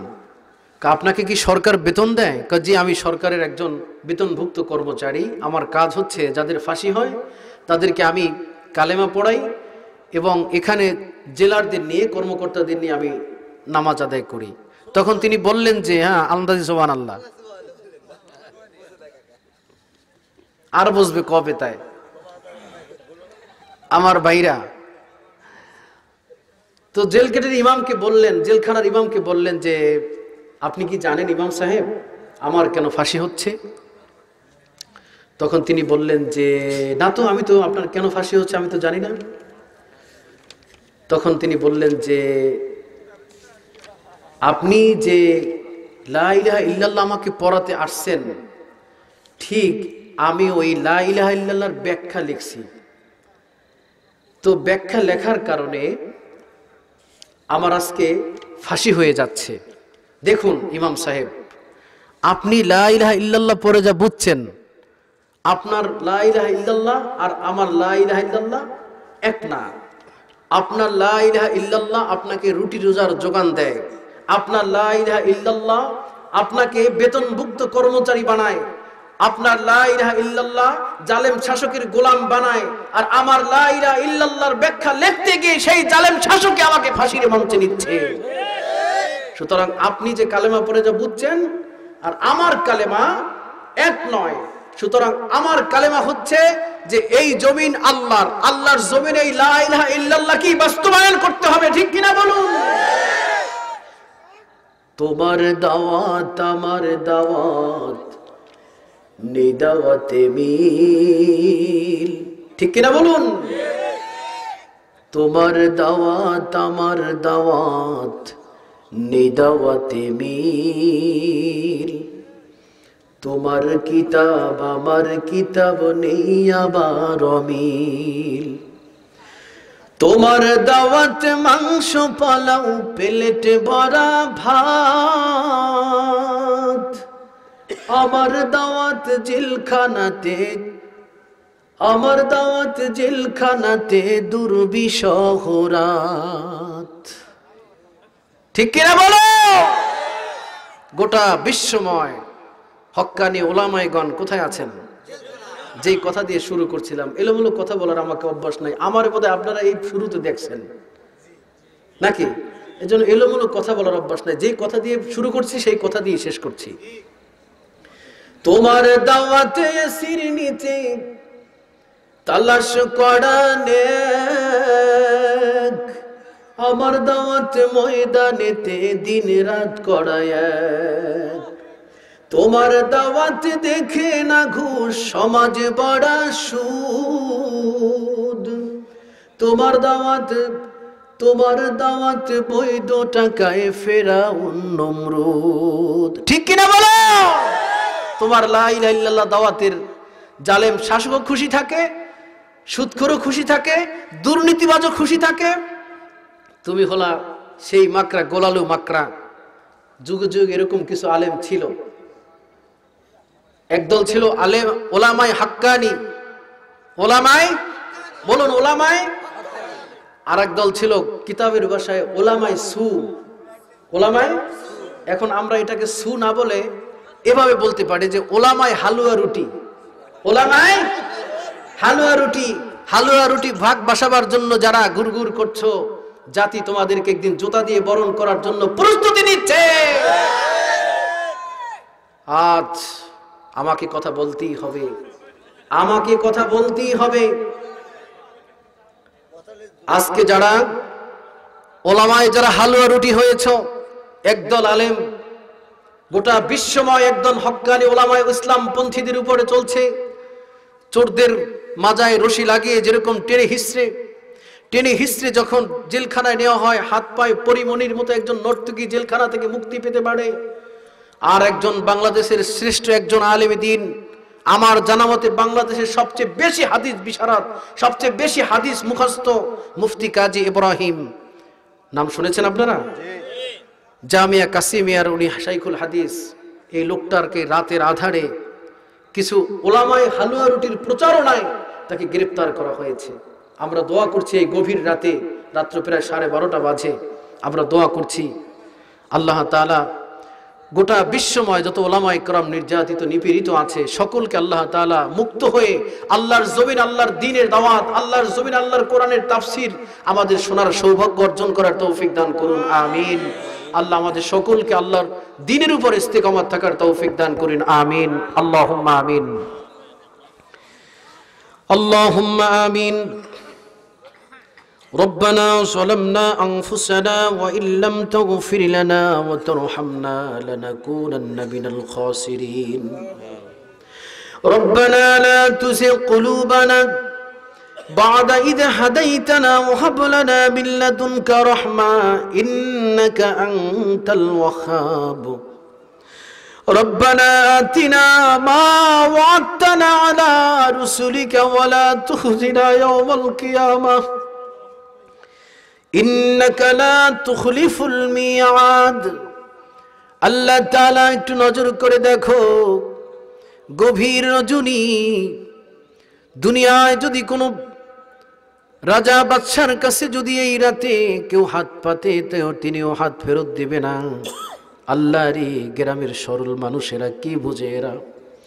আল্লাহ তারা নদী ভাঙন কবলিত এলাকার লোকজন, পদ্মার পারের লোকজন, রব্বুল আলামিন, এরা গরিব হতে পারে কিন্তু এদের পদ্মার মতো বিশাল এক নদীর মতো এক বিশাল মন আছে। আল্লাহ রে, গভীর রাতে এই লোকগুলো রাতের খাবার খায় নাই, বাড়ির কথা মনে হয় নাই, বাড়িতে যাবে সঙ্গী সাথী নাই। এই রাতে তোমার কোরআন পাগল করেছে। এই মানুষগুলো চাতক পাখির মতো আমি অদবের কথা শোনার জন্য বসে আছি। আল্লাহ রে, রব্বুল আলামিন, জীবনের প্রয়োজনে, জীবন চলার পথে এই মানুষগুলো যদি তোমার কাছে কিছু চায়, এদেরকে তুমি খালি হাতে ফিরাইয়া দিও না। আল্লাহ তাআলা, আমরা গুনাহগার, গুনাহ মোদের বেসুমার, ক্ষমা করো ক্ষমা চাই দরবারে তোমার। যত পারো কান্দাও মালিক এখানে, মরণ বাদে কান্দায়ও না কবরে। যত পারো কান্দাও প্রভু এখানে, মরণ বাদে কান্দায়ও না হাসরে। আল্লাহ তাআলা এমন কোন গুনাহ নাই আমরা না করেছি। রাতের আধারে দিনের আলোতে কত গুনাহ করেছি তার কোনো সীমা সংখ্যা নাই রে মালিক। আল্লাহ তারুণ্যের উচ্ছ্বাস একদল যুবকদেরকে নিয়ে হাত তুলেছি। আল্লাহ যাদের মধ্যে আমি দেখি হযরত বেলাল, খাব্বাব, খুবাই, বারাত, আল্লাহ তাআলা মাহফিলের শুরু থেকে যারা এ যাবৎ সহযোগিতা করেছে, যুবকেরা এগিয়ে আসছে, মাহফিলকে বাস্তবায়ন করেছে। আল্লাহ তাআলা যুবকদেরকে তুমি আমির হামজা, হযরত খাব্বাব, খুবাই, বেলালের মতো বানিয়ে দাও আল্লাহ। আল্লাহ তাআলা মুরব্বীদেরকে হযরত ওসমান ইবনে আফফান, হযরত আবু বকর রাদিয়াল্লাহু তাআলা আনহুর চরিত্রে চরিত্রবান করো। আল্লাহ তাআলা এই জনপদ তোমার হাতে সুপর্দ করলাম। আল্লাহ এই মানুষগুলো, কোরআনের পাখিগুলো, আমার তো কষ্ট হয়, আরো বললে আরো শুনতো, আরো বললে আরো শুনতো, কিন্তু আমিও তো মানুষ। আল্লাহ তাআলা আমারও তো কষ্ট হয়। রব্বুল আলামিন, আয় আল্লাহ তাআলা এই মানুষদেরকে তুমি কোরআনের জন্য সকলকে তুমি কবুল করো। আল্লাহ তাআলা আমাদের মা বাবা, দাদা দাদি, নানা নানি, শ্বশুর শাশুড়ি, আত্মীয় স্বজন, বংশের মানুষ, সমাজের মানুষ, গ্রামের মুরব্বী, সমাজের মুরব্বী, আল্লাহ যারা কবরের ফেরারি হয়েছে, আল্লাহ রে যারা কবরে ধরা পড়ে গেছে, আল্লাহ যারা তোমার অন্তর্বর্তীকালীন কবর নামক কারাগারে বন্দী হয়ে আছে, আল্লাহ মাঝে মাঝে শুনি ঢাকা কেন্দ্রীয় কারাগার থেকে আসামিরা পালিয়ে যায়, বরিশাল কেন্দ্রীয় কারাগার থেকে আসামিরা পালিয়ে যায়, আল্লাহ মাদারীপুর জেলা কারাগার থেকে আসামিরা পালিয়ে যায়। আল্লাহ রে তুমি যে মানুষদেরকে গ্রেপ্তার করে আল্লাহ বাঁশের ছাউনি দিয়ে, আল্লাহ সাদা কাপড় নামক শিকল দিয়ে বেঁধে রেখেছো মাথা এবং পায়ের কাছে, আল্লাহ রে হাজার হাজার কোটি কোটি বছর হয়ে গেছে, আল্লাহ বাবা মা, দাদা দাদি, পূর্বপুরুষরা শুয়ে আছে বাঁশবাগানের নিচে, আম বাগানের নিচে, আল্লাহ একটা মানুষও পালাই আসতে পারলো না, তোমার অন্তর্বর্তীকালীন কবর নামক কারাগারে বন্দী। আল্লাহ রব্বুল আলামিন এই মানুষগুলো কেমন আছে জানি না। আয় আল্লাহ তাআলা মাইকের আওয়াজ যত দূর পর্যন্ত যাচ্ছে, আল্লাহ তুমি এই জনপদে যত মানুষ শুয়ে আছে সকলকে তুমি জান্নাতের মেহমান বানিয়ে নাও। আল্লাহ তাআলা মাওলানা আলামিন একজন উদীয়মান তরুণ যুবক, বড় আশা নিয়ে আমাকে দাওয়াত দিয়েছে, আমাকে কখনো দেখে নাই। আল্লাহ শুধু নাম শুনেছে, হয়তো বা ইউটিউবে দেখেছে। আল্লাহ বড় আশা নিয়ে দাওয়াত দিয়েছে, একটা মাদ্রাসা করেছে। আল্লাহ তাআলা তুমি তার মাদ্রাসাকে কিয়ামত পর্যন্ত কবুল করো। আল্লাহ তাআলা এখান থেকে হযরত শাইখুল হাদিস আজিজুল হক বের করে দাও। আল্লাহ তাআলা মুফতি হিসাবে যাকে চিনি, মুফতি আমিনী রহমাতুল্লাহ আলাইহি মাদ্রাসা থেকে বের করে দাও। রব্বুল আলামিন কাসিম নান্তুবি, সানাউল্লাহ পানিপতি, বুখারী, ইমাম আবু হানিফার মতো বড় আলেম এই মাদ্রাসা থেকে তৈরি করো। আল্লাহ এই মাদ্রাসাকে দ্বীনের একটি মার্কাজ বানাও। আল্লাহ দ্বীন যেন গোটা পৃথিবীতে এখান থেকে ছড়িয়ে পড়তে পারে তৌফিক দিয়ে দাও। আল্লাহ পাশে বড় জামিয়াতুস সুন্নাহ বড় মাদ্রাসা, আল্লাহ তাআলা এই মাদ্রাসায় যত মুদাররিসিনে কিরাম আছেন, মুহতামিম আছেন, আল্লাহ আমার সাথে কারো দেখা হয় নাই, রব্বুল আলামিন এই মাদ্রাসাকে তুমি দ্বীনের মার্কাজ হিসাবে কবুল করো। আল্লাহ তাআলা রব্বুল আলামিন এখান থেকে হাজার হাজার আলেম, এটা তো হাজী শরীয়তুল্লাহর দেশ, আল্লাহ এই দেশ দুদুমিয়ার দেশ, হাজী শরীয়তুল্লাহর দেশ, আল্লাহ শাহজালালের দেশ, শাহ মাখদুমের দেশ। আল্লাহ এই দেশের কিছু কুলাঙ্গার ইসলামকে বিদায় করতে চায়। আল্লাহ এই দেশের কিছু মানুষ আলেমদেরকে শেষ করে দিতে চায়। আল্লাহ এই দেশ তো হযরত শাহজালাল ইয়ামিনীর দেশ, আল্লাহ আমার শফির দেশ। আল্লাহ জুনায়েদ বাবু নগরীর দেশ, আল্লাহ এই দেশ শামসুল হক ফরিদপুরের দেশ, আল্লাহ এই দেশ আমাদের সেরে তাজ, আয় আল্লাহ তাআলা সদর শাহ হুজুরের দেশ। রব্বুল আলামিন এই দেশ থেকে কিছু কুলাঙ্গার, কিছু ইসলাম বিদ্বেষী, কিছু পণ্ডিত, কিছু বুদ্ধিজীবী, কিছু নাস্তিক ইসলামকে বিদায় করতে চায়, ওলামায়ে কেরামদেরকে শেষ করে দিতে চায়। রব্বুল আলামিন এই 56,000 বর্গ মাইল আল্লাহ আমাদের স্বাধীন পতাকা, স্বাধীন দেশ তোমার হাতে সুপর্দ করে দিলাম। আল্লাহ তাআলা আমাদের এই দেশকে তুমি শান্তময় করে দাও আল্লাহ। আল্লাহ তাআলা মাওলানা আল আমিনকে তুমি কবুল করো, দাওয়াতুস সুন্নাহ মাদ্রাসাকে কবুল করো, এই মাহফিলকে প্রতি বছর আল্লাহ কিয়ামত পর্যন্ত তুমি কায়েম ও দায়েম রাখো। আল্লাহ যারা এই মাহফিল করতে গিয়ে টাকা পয়সা সময় শ্রম যারা দান করলো, যারা দান করবে, যারা দান করছে, আল্লাহ যারা সময় শ্রম অর্থ দিয়ে দিয়ে সহযোগিতা করেছে, কিয়ামতের দিন কঠিন মুসিবতের দিনে আল্লাহ যেদিন ইদাশ শামসু কুফিরাত, যেদিন চন্দ্র সূর্য সাগরের ভিতরে চুবিয়ে দেওয়া হবে, আল্লাহ যেদিন মানুষগুলো কবর থেকে উঠবে, ওই দিন পর্যন্ত এই মাদ্রাসাকে তুমি কবুল করে নাও। যারা দান করেছে তাদেরকে তুমি জান্নাতের মেহমান বানাও। বাকি জীবন তোমার কোরআনের পথে, তোমার হকের উপরে চলার তৌফিক দিয়ে দাও। আল্লাহ রে, যা বলতে পারলাম, যা বলতে পারলাম না, তুমি সবই কবুল করো আল্লাহ। কিয়ামত পর্যন্ত এই মাহফিলকে কবুল করো। যেদিন মৃত্যুবরণ করব, ভালো একজন আলেম আল্লাহ এই দেশের ওলামায়ে কেরামদেরকে তুমি হেফাজত করো আল্লাহ।